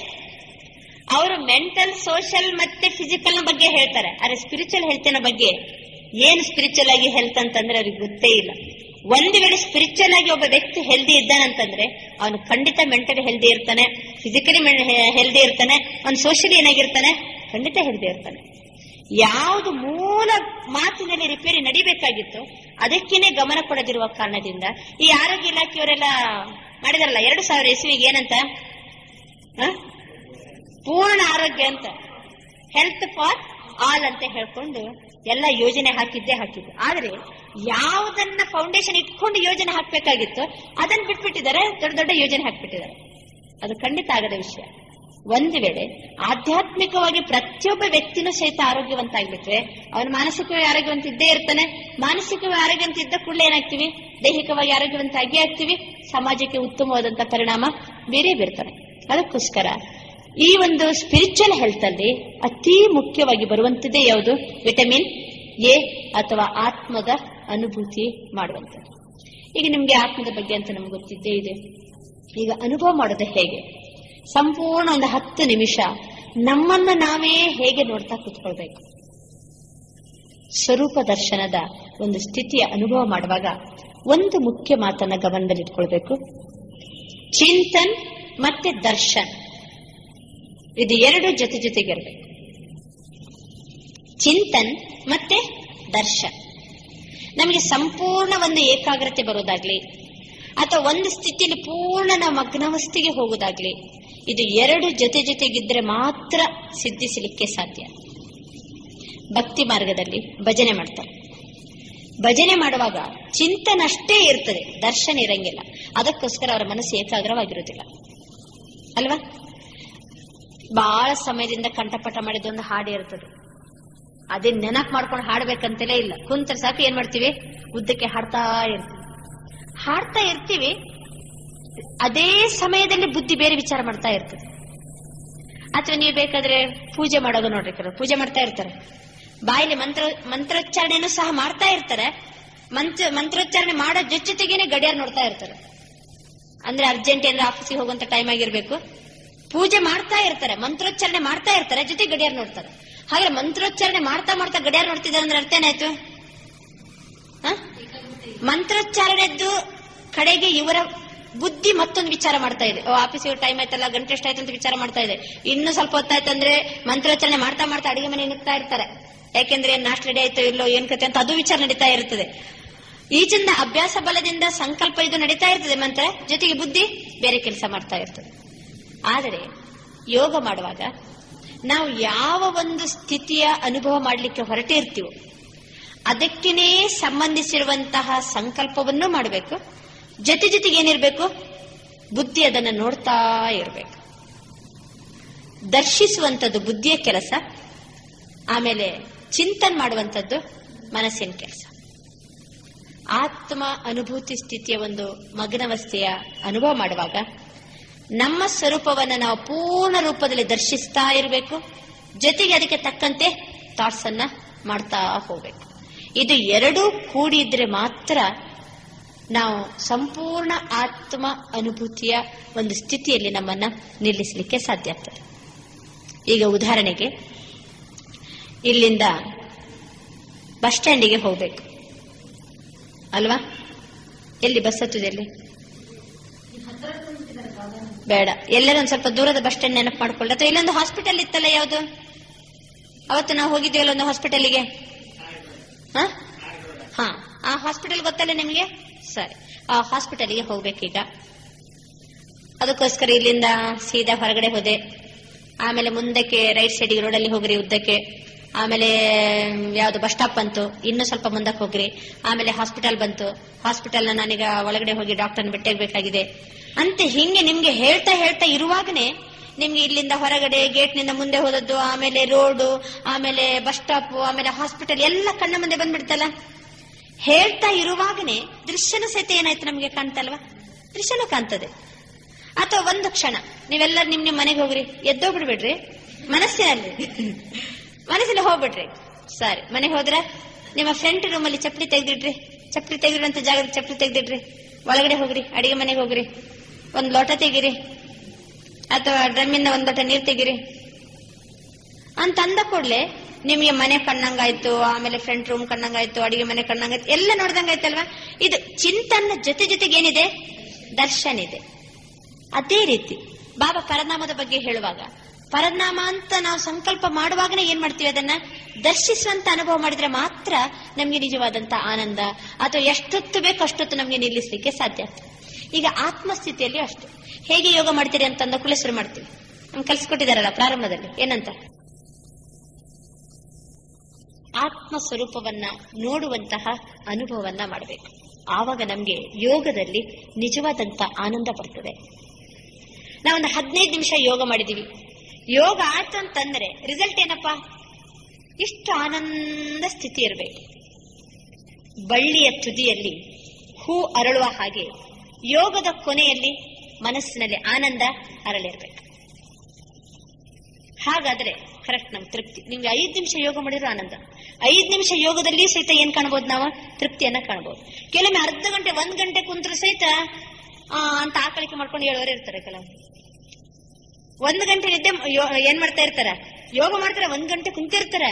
ಆಮೇಲೆ ಲಾಸ್ಟ್ ಅವರ್ ನೋಡಿದ್ರೆ ಎಲ್ಲ ಏನ್ ಮಾಡ್ತಾ ಇರ್ತಾರೆ, ಆಕಳಿಕೆ ಮಾಡ್ತಾ ಕುಂತಾರೆ. ಯೋಗ ಮಾಡ್ತೀವಿ ಅಂತಂದ್ರೆ ಸ್ಥಿತಿಯಲ್ಲಿ ನಿಜವಾದಂತ ಒಂದು ಅನುಭೂತಿ ಇದೆ ಅಂತಂದ್ರೆ ರಿಸಲ್ಟ್ ಹೆಂಗಿರ್ಬೇಕು? ಇಷ್ಟು ಆನಂದ, ಇಷ್ಟು ಖುಷಿ, ಇಷ್ಟು ಹಗುರತೆ ಅನುಭವ ಆಗ್ಬೇಕಲ್ವಾ ನಮ್ಮ ಕರ್ಮಕ್ಷೇತ್ರಕ್ಕೆ ಹೋಗುವಾಗ ನಾವು. ಅದಕ್ಕೋಸ್ಕರ ಆತ್ಮ ಅನುಭೂತಿಯ ಒಂದು ಅನುಭವ ಮಾಡುವಾಗ ಈಗ ನಮ್ಗೆ ಇದಂತೂ ಗೊತ್ತೇ ಇದೆ. ಆತ್ಮದ ರೂಪ ಯಾವುದು? ಜ್ಯೋತಿ ಸ್ವರೂಪ. ಎಷ್ಟು ದೊಡ್ಡದಿದೆ ಆತ್ಮ? Point of light. ಆತ್ಮ ಜ್ಯೋತಿ, ಆತ್ಮ ಬಿಂದು ಸ್ವರೂಪ ಇದೆ. ಆತ್ಮ ಇರುವಂತಹ ಜಾಗ ಗೊತ್ತು ನಮ್ಗೆ. ಭ್ರೂ ಮಧ್ಯದಲ್ಲಿ ಆತ್ಮ ಹೊಳೆಯುವಂತಹ ದಿವ್ಯ ನಕ್ಷತ್ರ ಸ್ವರೂಪದಲ್ಲಿದೆ. ಬಾಬಾ ಅನುಭವ ಮಾಡ್ಲಿಕ್ಕೆ ಎಷ್ಟು ಸರಳಗೊಳಿಸಿದ್ದಾರೆ. ನಮ್ಗೆ ಸ್ಥೂಲವಾದಂತಹ ಶಬ್ದ ಹೇಳಿದ್ರೆ ಅರ್ಥ ಆಗ್ತದೆ. ನಕ್ಷತ್ರ ಅಂದ್ರೆ ಅರ್ಥ ಆಗ್ತದೆ, ಜ್ಯೋತಿ ಅಂದ್ರೆ ಅರ್ಥ ಆಗ್ತದೆ, ಬಿಂದು ಅಂದ್ರೆ ಅರ್ಥ ಆಗ್ತದೆ. ಇವೆಲ್ಲ ಸ್ಥೂಲ ಜಗತ್ತಿನ ಶಬ್ದ ಅಲ್ವಾ? ನಕ್ಷತ್ರ ಸ್ಥೂಲ ಜಗತ್ತಿದ್ದು, ಬಿಂದು ಸ್ಥೂಲ ಜಗತ್ತಿದ್ದು, ಜ್ಯೋತಿ ಸ್ಥೂಲ ಜಗತ್ತಿದ್ದು, ಬೆಳಕು ಸ್ಥೂಲ ಜಗತ್ತಿದ್ದು. ಸ್ಥೂಲ ಶಬ್ದವನ್ನ ಉಪಯೋಗ ಮಾಡಿ ಮಾಡಿ ಮಾಡಿ ಮಾಡಿ ಮಾಡಿ ಬಾಬಾ ನಮ್ಮ ಎಲ್ಲಿ ಕರ್ಕೊಂಡು ಹೋಗ್ತಾರೆ? ಸೂಕ್ಷ್ಮತೆಯ ಅನುಭವವನ್ನ ಮಾಡಿಸ್ತಾರೆ. ಆತ್ಮ ನೋಡ್ಲಿಕ್ಕೆ ನಾವು ನೋಡಿಲ್ಲಪ್ಪ, ಹೇಗೆ ಅನುಭವ ಮಾಡಬೇಕು? ಇಲ್ಲ ಮಕ್ಕಳೇ, ಅದು ಜ್ಯೋತಿ ಇದೆ, ಬಿಂದುವಿದೆ, ನಕ್ಷತ್ರದಂತಿದೆ, ಬೆಳಕಿದೆ, ಪ್ರಕಾಶಮಯ ಇದೆ ಅಂತಂದ ಕೂಡಲೇ ನಮಗೆ ಸ್ಥೂಲವನ್ನ ನೋಡುವಂತ ಅಭ್ಯಾಸ ಇರುವ ಕಾರಣದಿಂದ ಅದೇ ದೃಷ್ಟಿಯಿಂದ ಅದೇ ಅನುಭವದಿಂದ ಈಗ ನಾವು ಸೂಕ್ಷ್ಮವನ್ನು ಸಹ ಅನುಭವವನ್ನ ಮಾಡಲಿಕ್ಕೆ ಸಾಧ್ಯ ಆಗ್ತದೆ. ಜ್ಯೋತಿ ಮತ್ತೆ ಬೆಳಕಿಗೆ ಏನ್ ವ್ಯತ್ಯಾಸ? ಜ್ಯೋತಿ ಅಂದ್ರೆ ಏನ್, ಬೆಳಕಂದ್ರೆ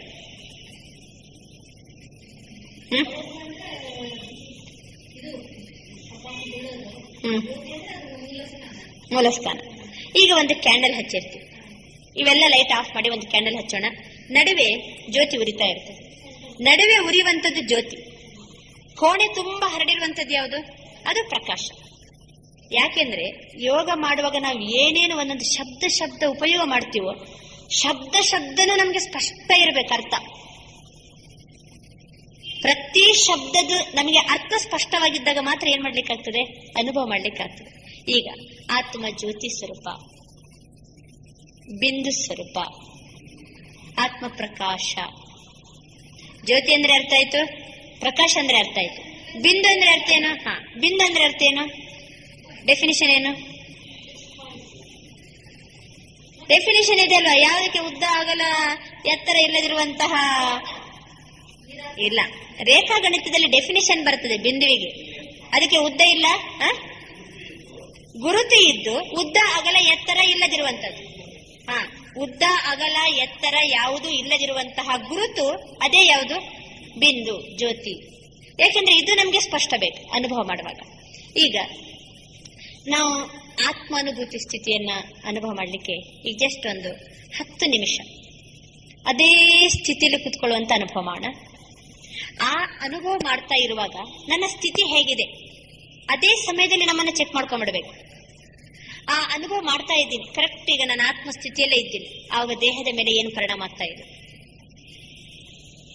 ಮತ್ತೆ ಈ ಸ್ಥಿತಿಯ ಅನುಭವನ ನಾನು ಮಾಡೋದ್ರಿಂದ ಸಮಾಜದ ಮೇಲೆ ಏನು ಪರಿಣಾಮ ಆಗ್ತದೆ. ಸಮಾಜದ ಮೇಲೆ ಏನು ಪರಿಣಾಮ ಆಗ್ತದೆ ಅಂತ ನಾವು ಕುಂತು ಯೋಗದಲ್ಲಿ ಅನುಭವ ಮಾಡೋದಲ್ಲ, ಅದು ನಿಮ್ಮ ಕರ್ಮಕ್ಷೇತ್ರದಲ್ಲಿ ಗೊತ್ತಾಗ್ತದೆ. 4 ಜನರ ನಡುವೆ ಕೆಲಸ ಮಾಡುವಾಗ ಗೊತ್ತಾಗ್ತದೆ ನೀವು ಎಷ್ಟು ಮಟ್ಟಿಗೆ ಆತ್ಮಾಭಿಮಾನಿಯಾಗಿದ್ದೀರಿ, ಆತ್ಮಸ್ಥಿತಿಯಲ್ಲಿದ್ದೀರಿ ಅಂತ. ಆದ್ರೆ ಇಲ್ಲಿ ಎರಡನ್ನ ಚೆಕ್ ಮಾಡ್ಕೋಬಹುದು. ಯಾವ್ದನ್ನ? ಒಂದು ಸ್ಥಿತಿಯ ಮೇಲೆ ಆಗುವಂತ ಪರಿಣಾಮ, ಮತ್ತೊಂದು ಈ ದೇಹದ ಮೇಲೆ ಆಗುವಂತ ಪರಿಣಾಮ. ಈಗ ನಾವೊಂದು 5 ನಿಮಿಷ ಅಥವಾ 10 ನಿಮಿಷ ಅದೇ ಸ್ಥಿತಿಯಲ್ಲಿ ಕುಳ್ಳಿರಿಸ್ತೀವಿ, ಅದೇ ಅನುಭವನ ಮಾಡ್ತಾ ಹೋಗಿ ಆಮೇಲೆ ದೇಹದ ಮೇಲೆ ಏನ್ ಪರಿಣಾಮ ಆಯ್ತಂತ ಕಾಮೆಂಟ್ರಿ ಹೇಳ್ತಾ ಹೇಳ್ತಾ ನಮ್ಮನ್ನು ನಾವೇ ನೋಡ್ಕೊಳ್ಳಿಕ್ಕೂ ಸಹಿತ ತಿಳಿಸುವಾಗ ನೀವು ಅದನ್ನ ನಾವು ಏನ್ ಡೈರೆಕ್ಷನ್ ಕೊಡ್ತೀವಿ ಅದಕ್ಕೆ ತಕ್ಕಂತೆ ಅನುಭವ ಮಾಡ್ತಾ ಹೋಗ್ತೀವಿ. ಆದ್ರೆ ಒಂದೊಂದು ಶಬ್ದ ಹೇಳುವಾಗಲೂ ಚಿಂತನ್ ಮತ್ತೆ ದರ್ಶನ್ ಇದೆರಡು ನೆನ್ಪಿಟ್ಕೊಳ್ಬೇಕು. ನಾವು ಯಾವ ವಸ್ತುವಿನ ಬಗ್ಗೆ ಚಿಂತನೆ ಮಾಡ್ತೀವೋ ಆ ವಸ್ತುವನ್ನ ಒಂದ್ ಕಡೆ ಏನ್ ಮಾಡ್ತಾ ಇರ್ಬೇಕು? ನೋಡ್ತಾ ಇರ್ಬೇಕು. ಆವಾಗ ಪೂರ್ಣ ಏಕಾಗ್ರತೆಯ ಅನುಭವ ಆಗ್ತದೆ.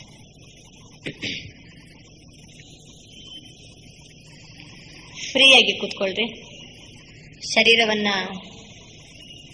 ಯಾಕೆಂದ್ರೆ ನಾವು ಆತ್ಮ ಜ್ಯೋತಿ ಬಿಂದು ಅಂತ ಅನ್ನುವಾಗ ನಿಮ್ಮೆಲ್ಲ ಈ ಕಡೆಯಿಂದ ಕಾಲು ನೋವು ಪ್ರಾರಂಭ ಆಯ್ತು, ಬೆನ್ನು ನೋವು ಪ್ರಾರಂಭ ಆಯ್ತು. ಅದಕ್ಕೆ ಫ್ರೀಯಾಗಿ ದೈಹಿಕವಾಗಿ ಫ್ರೀಯಾಗಿ ಕೂತ್ಕೊಂಡ್ಬಿಡಿ, ಮನಸ್ಸನ್ನು ಹಗುರವಾಗಿ ಬಿಡಿ, ಕಣ್ಣು ತೆರೆದು ಕೂತ್ಕೊಳ್ರಿ. ಕೆಲವೊಮ್ಮೆ ಕಣ್ಣು ಮುಚ್ಚಿ ಕೂತ್ಕೊಂಡ್ಬಿಟ್ರೆ ಅಲ್ಲೇ ಏನಾಗ್ಬೋದು? ಆತ್ಮ ಸ್ವರೂಪದ ಅನುಭವ ಒಳ್ಳೆ ಶಾಂತ ಅನುಭವ ಆಯ್ತು ಅಂತ ಹೇಳ್ಕೊಂಡು ಕಣ್ಮುಚ್ಚಿ ಬಿಟ್ರೆ ಕೊನೆ ನಿದ್ದೆನೋ ಅದು ಶಾಂತಿಯ ಸ್ಥಿತಿ ಅಂತ ವ್ಯತ್ಯಾಸನೇ ಗೊತ್ತಾಗದೆ ಹೋಗ್ಬೋದು. ಅದಕ್ಕೆ ಕಣ್ಣ ತೆರಿತಾ ಕುಂತಿದ್ರೆ ನಾವು ಜಾಗೃತ ಸ್ಥಿತಿಯಲ್ಲಿ ಇದ್ದೀವಿ ಅಂತ ಅರ್ಥ. ಅದ್ರ ಜೊತೆಗೆ ಅನುಭವ ಮಾಡ್ರಿ. ಈಗ ನೋಡಿ, ನಾವಿಲ್ಲೇ ಕುಂತಿದ್ರು ಸಹಿತ ಮೇಲೆ ಚಂದ್ರ ಹೊಳಿತಾ ಇದ್ದಾನೆ, ಈಗ ಬೆಳದಿಂಗಳು ಕೊಡ್ತಾ ಇದ್ದಾನಂದ್ರೆ ನೀವು ಕಣ್ಮುಚ್ಚಿ ನೆನಪು ಮಾಡ್ಬೇಕಾ?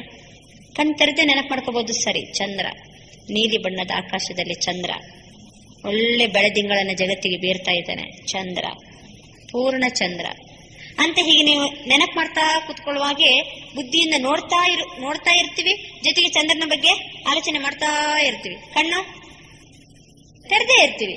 ಅದೇನು ಕಣ್ಣು ಮುಚ್ಕೊಂಡೇ ಚಂದ್ರನ ನೆನಪು ಮಾಡ್ಬೇಕಂತಿದ್ದಾನೆ? ಇಲ್ಲ. ಈಗ ಆತ್ಮಸ್ವರೂಪನೂ ಅಷ್ಟೇ, ನ್ಯಾಚುರಲ್ ಆಗಿ ಕಣ್ಣದು ಎಲ್ಲಿ ನೋಡ್ತಿದ್ದೀನೋ ಹೇಗೋ ಅಂತ ಅದಕ್ಕೂ ಒಂದು ಏನ್ ಬೇಕಾಗಿಲ್ಲ. ಏಕಾಗ್ರತೆ, ಮನಸ್ಸಿನ ಸಂಕಲ್ಪದ ಏಕಾಗ್ರತೆ ಬಂದ ಹಾಗೆ ನಮ್ಮ ಕಣ್ಣು ಎಲ್ಲಿ ನೋಡ್ತಿದ್ದೀನಿ ಅಂತಲೂ ನಮ್ಗೆ ಗೊತ್ತಿರಂಗಿಲ್ಲ.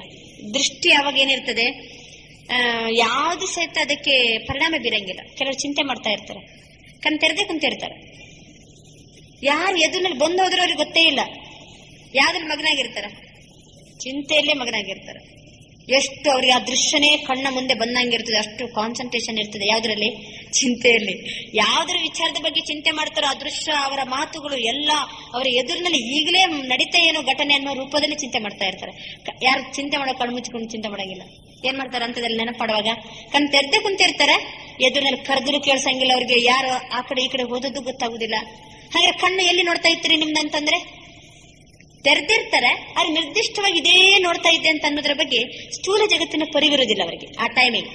ಈಗ ನಾವು ಮಾತ್ರ ಪ್ರಾರಂಭದಲ್ಲಿ ಎಲ್ಲಿ ಹಿಡ್ದಪ್ಪ ಕಣ್ಣು ಅಂತ ಹೇಳ್ಕೊಂಡು ಕೆಲವೇನ್ ಮಾಡ್ತೀವಿ, ಬಾಬನ್ ಲೈಟ್ ಹಾಕ್ತಿವಿ ಅಥವಾ ಏನಾದ್ರು ಸ್ಟಾರ್ಟಿಂಗ್ ಬೇಕಲ್ಲ ನಿಲ್ಬೇಕಾದ್ರೆ. ಅದು ನಾವು ಹೇಳುವಂತಹ ಕೆಲವು ಆಲೋಚನೆಗಳನ್ನ ಮನಸ್ಸಿನಲ್ಲಿ ಅದೇ ರೀತಿಯಲ್ಲಿ ಅನುಭವ ಮಾಡ್ತಾ ಹೋಗ್ರಿ.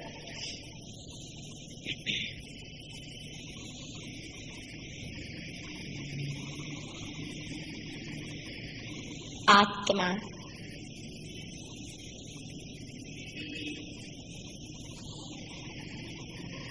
ಹಣೆಯ ನಡುವೆ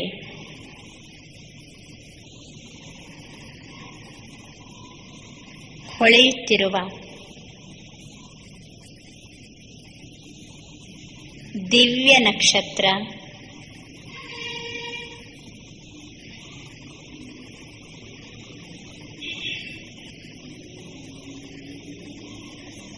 ಆತ್ಮ ಜ್ಯೋತಿ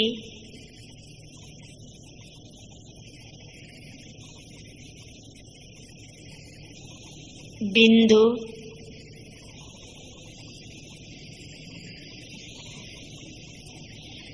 ಪ್ರಕಾಶ ಸ್ವರೂಪ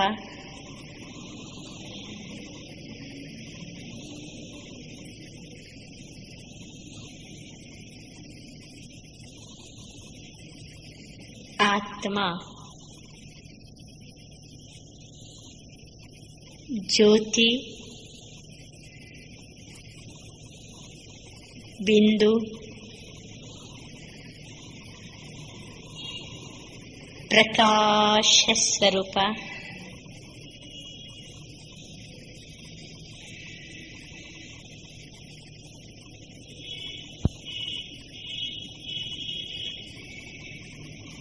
ಆತ್ಮ ಜ್ಯೋತಿ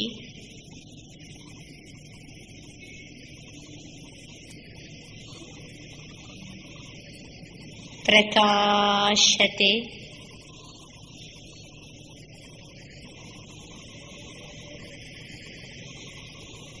ಪ್ರಶಾಂತತೆ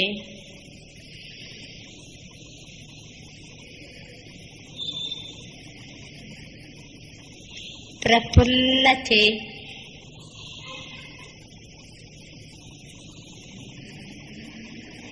ಪ್ರಮೋದತೆಯ ಸ್ಥಿತಿಯಲ್ಲಿದ್ದೇನೆ.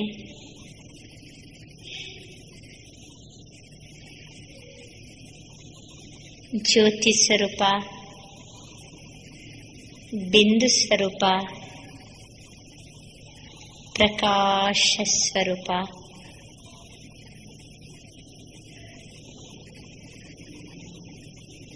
ಪ್ರಶಾಂತತೆ, ಅಪಾರ ಶಾಂತಿಯೇ ಶಾಂತಿ.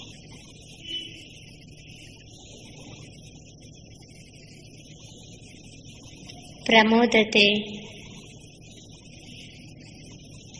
ಅಪಾರ ಆನಂದವೇ ಆನಂದ.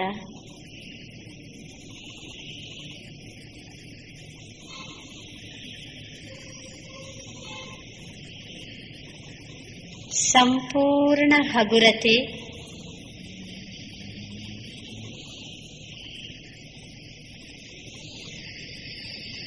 ಆತ್ಮ ಜ್ಯೋತಿ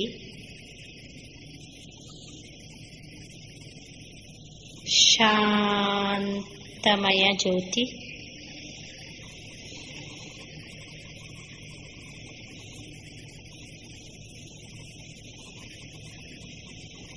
ಶಾಂತಿಯೇ ಶಾಂತಿ.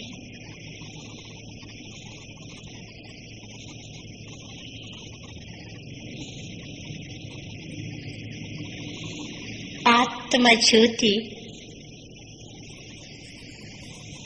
ಆನಂದಮಯ ಜ್ಯೋತಿ,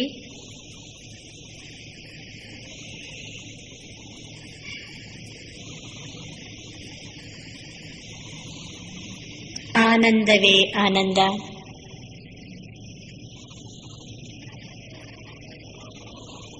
ಶಾಂತಮಯ ಜ್ಯೋತಿ,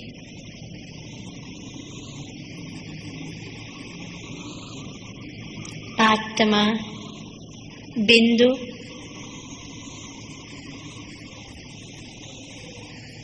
ಪ್ರಕಾಶ ಸ್ವರೂಪ ಜ್ಯೋತಿ.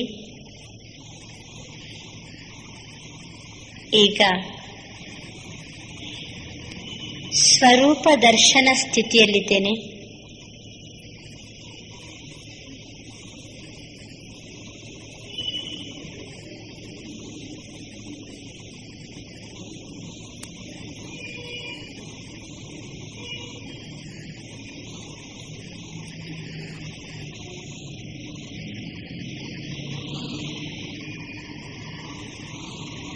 ಆತ್ಮ ಜ್ಯೋತಿಯ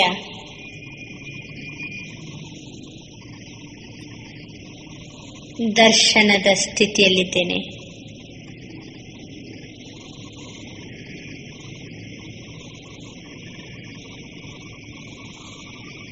ಈಗ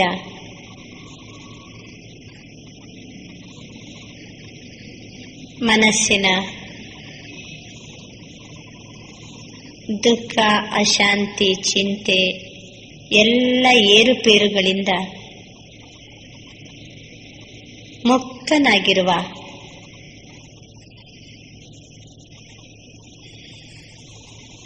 ಹಗುರವಾಗಿರುವ ಜ್ಯೋತಿ ನಾನು.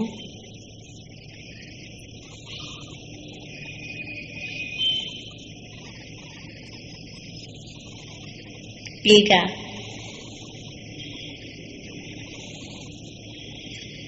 ದೇಹ ಸಂಬಂಧದಿಂದ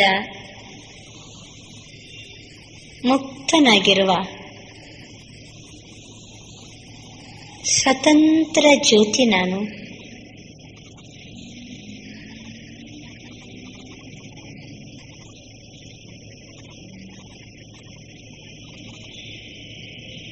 ಆತ್ಮ ಬಿಂದು ಜ್ಯೋತಿ ಪ್ರಕಾಶ.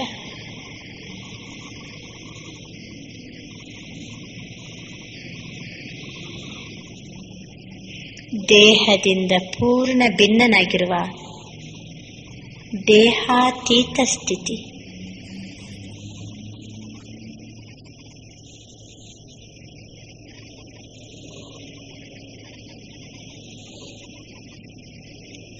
ಎಲ್ಲ ಕರ್ಮದಿಂದ ಮುಕ್ತನಾಗಿರುವ ಆತ್ಮ ಕರ್ಮಾತೀತ ಸ್ಥಿತಿಯಲ್ಲಿದ್ದೇನೆ.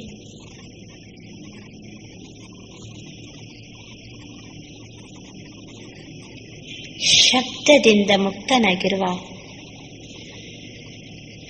ಶಬ್ದಾತೀತ ಸ್ಥಿತಿ. ಅಪಾರ ಶಾಂತಿ ಶಾಂತಿ.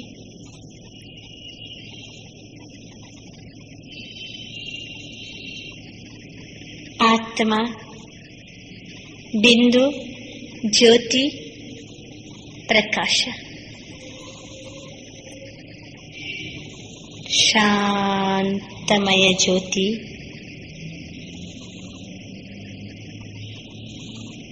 ಪವಿತ್ರ ಜ್ಯೋತಿ,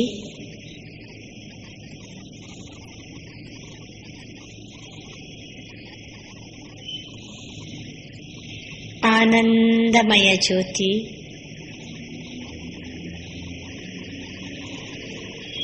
ಶಾಂತಿಯೇ ಶಾಂತಿ.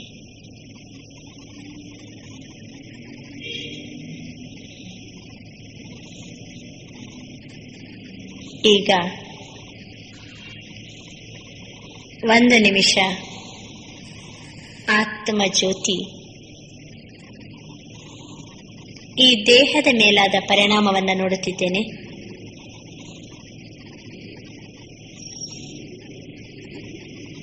ಉಸಿರಾಟ ಕ್ರಿಯೆ ನಾರ್ಮಲ್,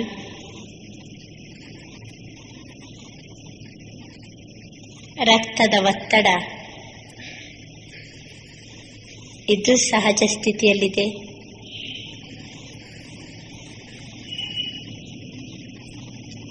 ಮುಖಮಂಡಲ ಪ್ರಸನ್ನವಾಗಿರುವುದನ್ನು ಗಮನಿಸಿ.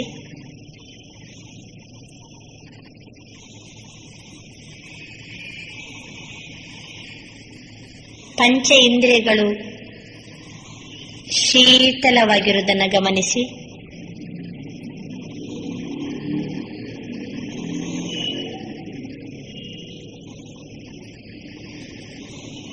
ಹೃದಯ ಬಡಿತ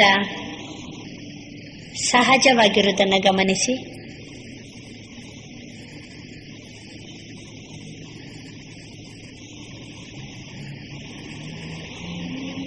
ಆತ್ಮಿಕ ಸಹಜ ಸ್ಥಿತಿಯಿಂದ ದೇಹದ ಎಲ್ಲ ಕ್ರಿಯೆಗಳು ಸಹ ಸಹಜವಾಗಿರುವ ಅನುಭವ.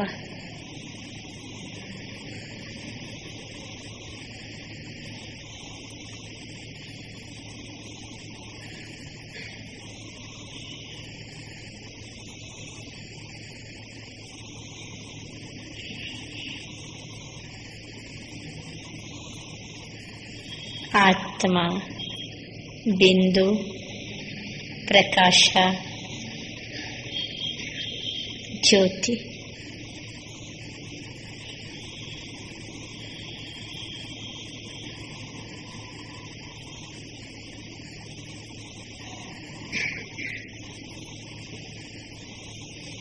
ಓಂ ಶಾಂತಿ. ಈಗ ಈ ರೂಪದ ಒಂದು ಅನುಭವದಲ್ಲಿ ನಾವು ಕುಳಿತಾಗ ಸ್ಥಿತಿ ಮೇಲಿನ ಪರಿಣಾಮ ಏನು? ಸ್ಥಿತಿಯ ಮೇಲಿನ ಪರಿಣಾಮ ಏನಂದ್ರೆ ಏನು ಏರುಪೇರಿಲ್ಲ, ದುಃಖ ಶಾಂತಿ ಇವೆಲ್ಲ ಏರುಪೇರುಗಳಿಂದ ಏನು ಫ್ರೀ. ಆತ್ಮಸ್ಥಿತಿಯೆಲ್ಲ ಇದ್ದಾಗ ದೇಹ ಸಂಬಂಧದಿಂದಲೂ ನಾನೀಗ ಸ್ವತಂತ್ರ ಅನುಭವ ಆಯ್ತಲ್ವಾ?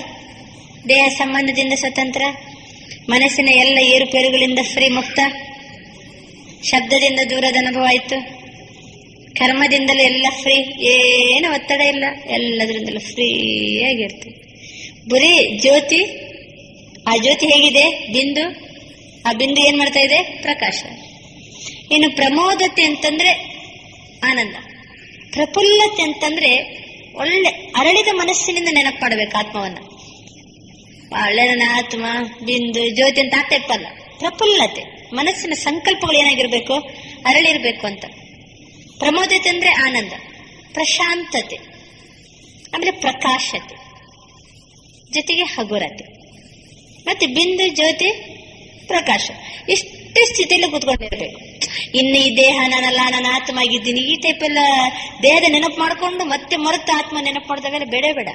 ನೆಗೆಕ್ಕೆ ಸಂಕಲ್ಪನೆ ಮಾಡ್ಲಿಕ್ಕೆ ಹೋಗಬಾರ್ದು ಯೋಗದಲ್ಲಿ ಅಲ್ವಾ. ಡೈರೆಕ್ಟ್ ಜ್ಯೋತಿಯನ್ನೇ ಕಾಣ್ಬೇಕು, ಜ್ಯೋತಿಯನ್ನೇ ನೋಡಿ ಹಗುರತೆ ಅನುಭವ ಆಗ್ಬೇಕು, ಆನಂದದ ಅನುಭವ ಆಗ್ಬೇಕು. ಎಲ್ಲ ಅನುಭವ ಆಗ್ತಾ ಇದ್ದ ಹಾಗೆ ನೋಡ್ತಾ ಇರ್ಬೇಕು ಜ್ಯೋತಿಯನ್ನ. ಎಷ್ಟು ಅನುಭವ ಮಾಡುವಾಗಲೂ ಜ್ಯೋತಿಯನ್ನ ಕಾಣುವಂಥದ್ದು ನಿರಂತರ ಇರಬೇಕು. ಜೊತೆಗೆ ನಿಧಾನ ಒಂದೊಂದೇ ಥಾಟ್ಸ್ ಅನ್ನ ಮಾಡ್ತಾ ಹೋಗ್ಬೇಕು. ದೇಹದ ಮೇಲೆ ಆಗುವಂತ ಪರಿಣಾಮ ಗೊತ್ತಾಯ್ತಾ? ಉಸಿರಾಟ ಎಲ್ಲ ಹೆಂಗಿತ್ತು?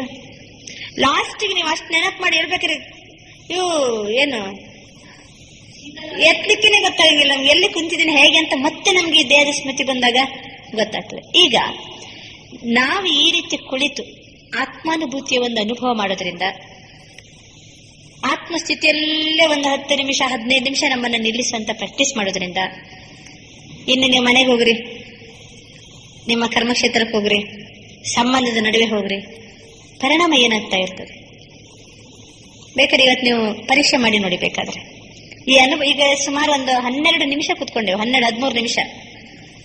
ಶಿವಭವನ ಹತ್ರ ಹೋಗಿಲ್ಲ ಇನ್ನು, ಎಲ್ಲಿದ್ದೀವಿ? ಕರೆಕ್ಟ್ ಆತ್ಮದಲ್ಲಿ. ನಾವು ಎಷ್ಟು ಸಂಪೂರ್ಣ ಎಷ್ಟು ಆತ್ಮಸ್ಥಿತಿಯಲ್ಲಿ ಕುಂತ ಮೇಲೆ ಇನ್ನು ಪರಿಣಾಮಕ್ಕೆ ಹೋಗ್ಲಿಕ್ಕೆ ಕಷ್ಟನೇ ಇಲ್ಲ. ನೀವು ಇಷ್ಟು ಕರೆಕ್ಟ್ ಒಂದು 10 ನಿಮಿಷ ಕೂತ್ಕೊಂಡ್ರೆ ನಿಮ್ಗೆ ಮೇಲೆ ಮ್ಯಾಗ್ನೆಟ್ ಎಳಿತಾ ಉಂಟಂತ ಫೀಲಿಂಗ್ ಆಗ್ತದೆ. ಆತ್ಮ ಹಗುರ ಬಿಡ್ತೀವಲ್ವಾ, ದೇಹ ಸಂಬಂಧ ಎಲ್ಲದರಿಂದ ಫ್ರೀ ಆದ ಕೂಡಲೇ ಹಗುರಾದಂತ ವಸ್ತು ಕೆಳಗೆ ನಿಲ್ಲಂಗಿಲ್ಲ, ಅದು ನ್ಯಾಚುರಲ್ ಏನಾಗ್ತದೆ, ಮೇಲಕ್ಕೆ ಹೋಗ್ತದೆ. ನಾನೀಗ ಮೇಲಕ್ಕೆ ಹೋಗ್ತಿದ್ದೀನಿ, ಪರಮಾತ್ಮಕ್ಕೆ ಹೋಗ್ತಿದ್ದೀನಿ ಅಂತ ನಿಮ್ಮ ಸಂಕಲ್ಪವನ್ನ ಎಳೆಯುವುದೇ ಬೇಡ, ನೀವು ಅಷ್ಟು ಕಷ್ಟಪಡೋದೇ ಬೇಡ. ಆತ್ಮಸ್ಥಿತಿನ ಪೂರ್ಣ 10 ನಿಮಿಷ ಕೂತ್ಕೊಳ್ಳುವಂತ ಪ್ರಾಕ್ಟೀಸ್ ಆಯ್ತು, ನ್ಯಾಚುರಲ್ ಆಗಿ ಹಗುರವಾದಂತ ವಸ್ತು ಮೇಲಕ್ಕೆ ನ್ಯಾಚುರಲ್ ಆಗಿ ಹೋಗ್ತದೆ. ಮೇಲೆ ಬಾಬಾ ನಮ್ಮನ್ನ ಮ್ಯಾಗ್ನೆಟ್ ಈಗ ನೋಡ್ರಿ, ದೇಹದಿಂದ ನಾವು ಭಿನ್ನಾದಂಗೆ ಬಾಬನ ಸಮೀಪಕ್ಕೆ ಹೋಗ್ಲಿಕ್ಕೆ ಸಾಧ್ಯ ಆಗ್ತದೆ. ಆತ್ಮಸ್ಥಿತಿಯಲ್ಲಿ ಕೂತ್ಕೊಳ್ಳುವಂತ ಪ್ರಾಕ್ಟೀಸೇ ಮಾಡದೆ ಕರೆಕ್ಟ್ ನನ್ನ ಆತ್ಮ ಜ್ಯೋತಿ ಸ್ವರೂಪ ಅಂತ 1-2 ನಿಮಿಷ ನೆನಪು ಮಾಡೋದು ಕೂಡಲೇ ಪರಿಣಾಮಕ್ಕೆ ಹೋದ್ಬಿಟ್ರೆ ಅವ್ರು ಎಷ್ಟು ಬೇಗ ಹೋಗ್ತಾರೆ ಅಷ್ಟೇ ಬೇಗ ಕೆಳಗೆ ಬಂದ್ಬಿಡ್ತಾರೆ. ಜಾಸ್ತಿ ಸಮಯ ಯಾರಿಗೆ ಆತ್ಮಸ್ಥಿತಿಯಲ್ಲಿ ಕೂತ್ಕೊಳ್ಳುವಂತ ಪ್ರಾಕ್ಟೀಸ್ ಇದೆನೋ ಅವರು ಜಾಸ್ತಿ ಹೊತ್ತು ಬಾಬನ ಜೊತೆಗೆ ಕೂತ್ಕೊಳ್ಳಿಕ್ಕೆ ಸಾಧ್ಯ ಆಗ್ತದೆ. ಜಾಸ್ತಿ ಹೊತ್ತು ದೇಹ ಸಂಬಂಧ ಎಲ್ಲದರಿಂದ ಫ್ರೀ ಆಗಿ ಆತ್ಮ ಸ್ವರೂಪದಲ್ಲಿ ಕೂತ್ಕೊಳ್ತೀವೋ ಜಾಸ್ತಿ ಹೊತ್ತು ಬಾಬನ ಸಂಬಂಧದಲ್ಲಿ ಕೂತ್ಕೊಳ್ಳುವಂತಹ ಅನುಭವ ಮಾಡಲಿಕ್ಕೆ ಸಾಧ್ಯ ಆಗ್ತದೆ. ಆದ್ರಿಂದ ಈ ಆತ್ಮಸ್ಥಿತಿ ಅನುಭವ ಮಾಡೋದ್ರಿಂದ ನಮ್ಮ ಸಮಾಜದ ಮೇಲೆ, ಪರಿವಾರದ ಮೇಲೆ ಏನ್ ಪರಿಣಾಮ ಬೀರ್ತದೆ? ನಿಮ್ ಸಿಟ್ಟು ಮಾಡ್ಬೇಕಾದ್ರೂ ಸಿಟ್ಟು ಮಾಡ್ಲಿಕ್ಕೆ ಬರಂಗಿಲ್ಲ, ನೋಡಿಬೇಕಾದ್ರೆ ಆತ್ಮಸ್ಥಿತಿಯಲ್ಲಿದ್ದಾಗ ನಮ್ ಸಿಟ್ಟು ಮಾಡ್ಲಿಕ್ಕೆ ಬರಂಗಿಲ್ಲ. ಒಳ್ಳೆ ಎಲ್ಲರನ್ನೂ ಸಹಿತ ಅವ್ರು ಗಲಾಟೆ ಮಾಡ್ತಾ ಇರ್ಲಿ, ಮಕ್ಕಳು ಜೋರು ಮಾಡ್ತಾ ಇರ್ಲಿ, ಏನೇ ಮಾಡ್ತಾ ಇರ್ಲಿ, ನಿಮ್ಮ ಆತ್ಮಿಕ ದೃಷ್ಟಿ ನ್ಯಾಚುರಲ್ ಆಗಿ ಹೋಗ್ತದೆ. ಆತ್ಮ ಪ್ರತಿಯೊಬ್ಬರ ಬಗ್ಗೆ ಯಾವ ದೃಷ್ಟಿ ಹೋಗ್ತದೆ? ಆತ್ಮಿಕ. ನಮ್ಮ ಸ್ಥಿತಿಯಲ್ಲಿ ಆತ್ಮೀಯತೆ ಇದ್ರೆ ಅಲ್ವಾ ಮತ್ತೊಬ್ಬರು ನಾವು ಆತ್ಮ ಅಂತ ನೋಡೋದು. ನಾವೇ ಒಂದು 5 ನಿಮಿಷ ಆತ್ಮ ಕುತ್ಕೊಳ್ಳಿಕ್ಕೆ ನಾವು ಪುರುಷಾರ್ಥ ಮಾಡಿಲ್ಲ ಅಂದ್ರೆ ಇನ್ ಮತ್ತೊಬ್ಬರನ್ನ ಎಷ್ಟರ ಮಟ್ಟಿಗೆ ನಾವು ಆತ್ಮ ಅಂತ ನೋಡ್ತೀವಿ? ಬಾಬಾ ಏನೇ ಹೇಳಿದಾರೆ, ಎಲ್ಲರೂ ಸಹಿತ ಆತ್ಮ ಅಂತ ನೋಡ್ರಿ, ಆತ್ಮಿಕ ದೃಷ್ಟಿ ಇರ್ಲಿ. ಆತ್ಮಿಕ ದೃಷ್ಟಿ ಇರ್ಬೇಕಾದ್ರೆ ನಾನು ಎಷ್ಟು ಹೊತ್ತು ನಾನು ಆತ್ಮಸ್ಥಿತಿಯಲ್ಲಿ ಇರ್ತೀನಿ, ಅದು ಇಂಪಾರ್ಟೆಂಟ್ ಅಲ್ವಾ? ಆತ್ಮಸ್ಥಿತಿಯಲ್ಲಿ ಇದ್ದೀವಿ ಅಂತಂದ್ರೆ ನಮ್ಮ ದೃಷ್ಟಿಯಲ್ಲಿ ಸಹಜವಾಗಿ ಏನಾಗ್ತದೆ, ಆತ್ಮಿಕ ದೃಷ್ಟಿ ಬಂದೇ ಬರ್ತದೆ. ಎಲ್ಲರ ಜೊತೆ ಸ್ನೇಹ ಪ್ರೀತಿ ಬರ್ತದೆ, ಏಕತೆಯನ್ನ ಅನುಭವ ಮಾಡಬಹುದು. ಎಲ್ಲ ಜಾತೀಯತೆ ಪ್ರಶ್ನೆ ಇದರಲ್ಲಿ ದೂರ ಆಗಿಬಿಡ್ತದೆ. ಯಾವ ಜಾತಿ ಅಂತ ನಮ್ಗೆ ಸಂಕಲ್ಪನೆ ಬರದೆ ಹೋಗ್ಬೋದು. ಒಬ್ರ ಜೊತೆ ಮಾತಾಡುವಾಗ ಇವ್ರು ಯಾವ ಜಾತಿ ಇರ್ಬೋದು, ಕನಸು ಮನಸ್ಸಲ್ಲಿ ಏನ್ ಬರೋದಿಲ್ಲ, ನಮ್ಗೆ ಜಾತಿಯ ಸಂಕಲ್ಪ ಬರೋದಿಲ್ಲ, ಭೇದ ಭಾವನೆ ಸಂಕಲ್ಪ ಬರಂಗಿಲ್ಲ. ಸಣ್ಣ ಮಕ್ಕಳು ಇವರು ದೊಡ್ಡವರ ಮಕ್ಕಳಲ್ಲ, ಸಣ್ಣವರ ಮೇಲೆ ನಾವು ಅಷ್ಟೇ ಗೌರವದಿಂದ ನೋಡುವಂತ ದೃಷ್ಟಿ ಬರ್ತದೆ. ಸಣ್ಣವರಿದ್ರೆ ಏನಾಯ್ತು, ಆತ್ಮನೇನು ಎಷ್ಟು ಪವಿತ್ರ ಆತ್ಮ, ಎಷ್ಟು ಶುದ್ಧಾತ್ಮ ಇರ್ತದೆ. ಸಣ್ಣ ಮಕ್ಕಳ ಅನ್ಕೊಂಡ್ರೆ ಇನ್ನಷ್ಟು ನಮ್ಗೆ ಗೌರವದ ಭಾವನೆ ಬರ್ತದೆ, ಪ್ರೀತಿ ಬರ್ತದೆ. ಮತ್ತೆ ಇಂಥ ಒಂದು ಸ್ಥಿತಿಯಲ್ಲಿ ಇದ್ದಾಗ ಎಷ್ಟು ನಿಮ್ಗೆ ವಿರುದ್ಧ ಭಾವನೆಗಳು ಮಾಡ್ಬೇಕು, ಇವ್ರಿಗೆ ವಿರುದ್ಧ ಮಾಡ್ಬೇಕಂತ ಅನ್ನೋರು ಅವ್ರ ಮುಂದೆ ಏನಾಗ್ಬಿಡ್ತಾರೆ, ಏನಾಗ್ತಾರೆ, ನ್ಯಾಚುರಲ್ ಆಗಿ ಚೇಂಜ್ ಆಗ್ಬಿಡ್ತಾರೆ. ನಮ್ದು ಆತ್ಮಸ್ಥಿತಿ ಇತ್ತಂದ್ರೆ ಕೆಲವೇ ಅಂತೀವಿ, ಏನ್ ಮಾಡುದು, ನನ್ಗೆ ಯಾವ ರೀತಿ ಬೈದ್ರು ಅವ್ರು ಈ ರೀತಿ ಅಂದ್ರು ಅಂತ ಅನ್ಬೇಕಾದ್ರೆ, ಅವ್ರು ಅನ್ಬೇಕಾದ್ರೆ ನನ್ನ ಹತ್ರ ಸ್ಥಿತಿ ಸರಿ ಇಲ್ಲಲ್ಲ ನಂದು. ನಮ್ ಸ್ಥಿತಿ ಪವರ್ಫುಲ್ ಇದ್ದರೆ ನಮ್ಮ ಮುಂದೆ ಅವರಿಗೆ ಆ ರೀತಿ ಅನ್ಲಿಕ್ಕೆ ಏನಾಗಬಾರ್ದು, ಧೈರ್ಯ ಬರಬಾರ್ದು. ಅದಕ್ಕೋಸ್ಕರ ನಮ್ಮಿಂದ ಅನೇಕರ ಮೇಲೆ ಏನಾಗ್ತದೆ, ಉತ್ತಮವಾದಂತ ಪರಿಣಾಮ ಬೀರ್ತದೆ.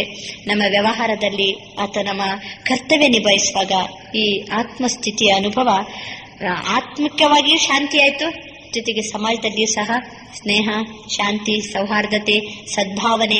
ಇತ್ತೀಚೆಗೆ ಸದ್ಭಾವನೆ ಬಗ್ಗೆ ಎಲ್ಲ ಪ್ರೋಗ್ರಾಮ್ ಮಾಡಿದ್ರು, ಯಾರು ಸರ್ಕಾರದಲ್ಲಿ ಎಲ್ಲ ಗವರ್ಮೆಂಟ್ ಅಲ್ಲೆಲ್ಲ ವಿಶೇಷವಾಗಿ ಆ ಪ್ರೋಗ್ರಾಮ್ ಹಂಚ್ಕೊಂಡ್ರಲ್ಲ, ಸದ್ಭಾವನೆ ಮಾಡ್ರಿ ಅಂತ. ಹಾರ್ಮನಿ ಸದ್ಭಾವನೆ ಯಾತ್ರೆ ಮಾಡಿದ್ರು, ಏನೆಲ್ಲ ಮಾಡಿದ್ರು. ಸದ್ಭಾವನೆ ಉತ್ಪನ್ನ ಎಲ್ಲಿ ಆಗ್ತದೆ, ಹೇಗಾಗ್ತದೆ ಅದು ಗೊತ್ತಿಲ್ಲ. ಎಲ್ಲೇ ತನಕ ಆತ್ಮಸ್ಥಿತಿ ಅನುಭೂತಿ ಇಲ್ಲೋ ಅಲ್ಲೇ ತನಕ ಸದ್ಭಾವನೆ ಬರ್ಲಿಕ್ಕೆ ಸಾಧ್ಯನೇ ಇಲ್ಲ. ಸತ್ಯವಾದ ಭಾವನೆ, ಸತ್ಯವಾದದ್ದು ಯಾವ್ದಪ್ಪ? ಮತ್ತೊಬ್ಬರ ಬಗ್ಗೆ ಸತ್ಯವಾದ ಭಾವನೆ ಇರ್ಲಿ. ಅವ್ರು ಯಾರು? ಅವರಲ್ಲಿರುವಂತ ಸತ್ಯವಾದಂತ ಆತ್ಮದ ಬಗ್ಗೆ ಅರಿವು ಮಾಡ್ಕೊಳ್ಳದೆ ಅವರ ಬಗ್ಗೆ ಸತ್ಯವಾದ ಭಾವನೆ ಮಾಡೋದು ಹೇಗೆ? ಅದಕ್ಕೋಸ್ಕರ ಆತ್ಮಸ್ಥಿತಿ, ಆತ್ಮ ಭಾವನೆ ಇದು ವೈಯಕ್ತಿಕವಾಗಿ ದೇಹದ ಮೇಲೆ ಮತ್ತು ಸಮಾಜದ ಮೇಲೆ ಅಷ್ಟೇ ಪರಿಣಾಮ ಬೀರ್ತದೆ. ಇದನ್ನ ವಿಟಮಿನ್ ಎ ಏನಾಗ್ತದೆ, ವಿಟಮಿನ್ ಎ ಭರ್ಪೂರ್ ಇತ್ತಂತಂದ್ರೆ ಅನೇಕ ಸಮಸ್ಯೆಗಳಿಂದ, ಸ್ವಯಂನ ಸಮಸ್ಯೆಯಿಂದಲೂ ಮುಕ್ತ ಆಗ್ತೀವಿ, ಸಾಮಾಜಿಕವಾಗಿ ಸಹ ಅನೇಕ ಸಮಸ್ಯೆಗಳಿಂದ ಮುಕ್ತರಾಗ್ತೀವಿ. ಆದ್ರಿಂದ ಮುಂದಿನ ವಿಟಮಿನ್ ಬಿ ಅಂದ್ರೇನು? ಬಿ ಅಂತಂದ್ರೆ ಬಾಬಾ ಅವರ ಜೊತೆಗೆ ಸರ್ವ ಸಂಬಂಧ. ಹೇಗೆ ತಂದೆ ಜೊತೆಗೆ ಸರ್ವ ಸಂಬಂಧದ ಅನುಭೂತಿಯನ್ನ ಮಾಡಿದ್ರೆ ವಿಟಮಿನ್ ಬಿ ಏನಾಗ್ತದೆ, ಕರೆಕ್ಟ್ ಆಗ್ತದೆ. ಇದರಿಂದ ವಿಟಮಿನ್ ಬಿ ಇಂದ ವೈಯಕ್ತಿಕ ಸ್ಥಿತಿ ಮೇಲೆ ಪರಿಣಾಮ ಏನು, ಸಮಾಜದ ಮೇಲೆ ಎಲ್ಲರ ಜೊತೆಗೆ ಆಗುವಂತ ಪರಿಣಾಮ ಏನು, ಇದನ್ನು ಸಹ ಏನ್ ಮಾಡಬಹುದು, ಸೂಕ್ಷ್ಮವಾಗಿ ನಾವು ಗಮನಿಸಬಹುದು. ಮುಂದಿನ ಪಾಠವನ್ನ ಮುಂದಿನ ತರಗತಿಯಲ್ಲಿ ತೆಗೆದುಕೊಳ್ಳಲಾಗ್ತದೆ. ಅಚ್ಚಾ,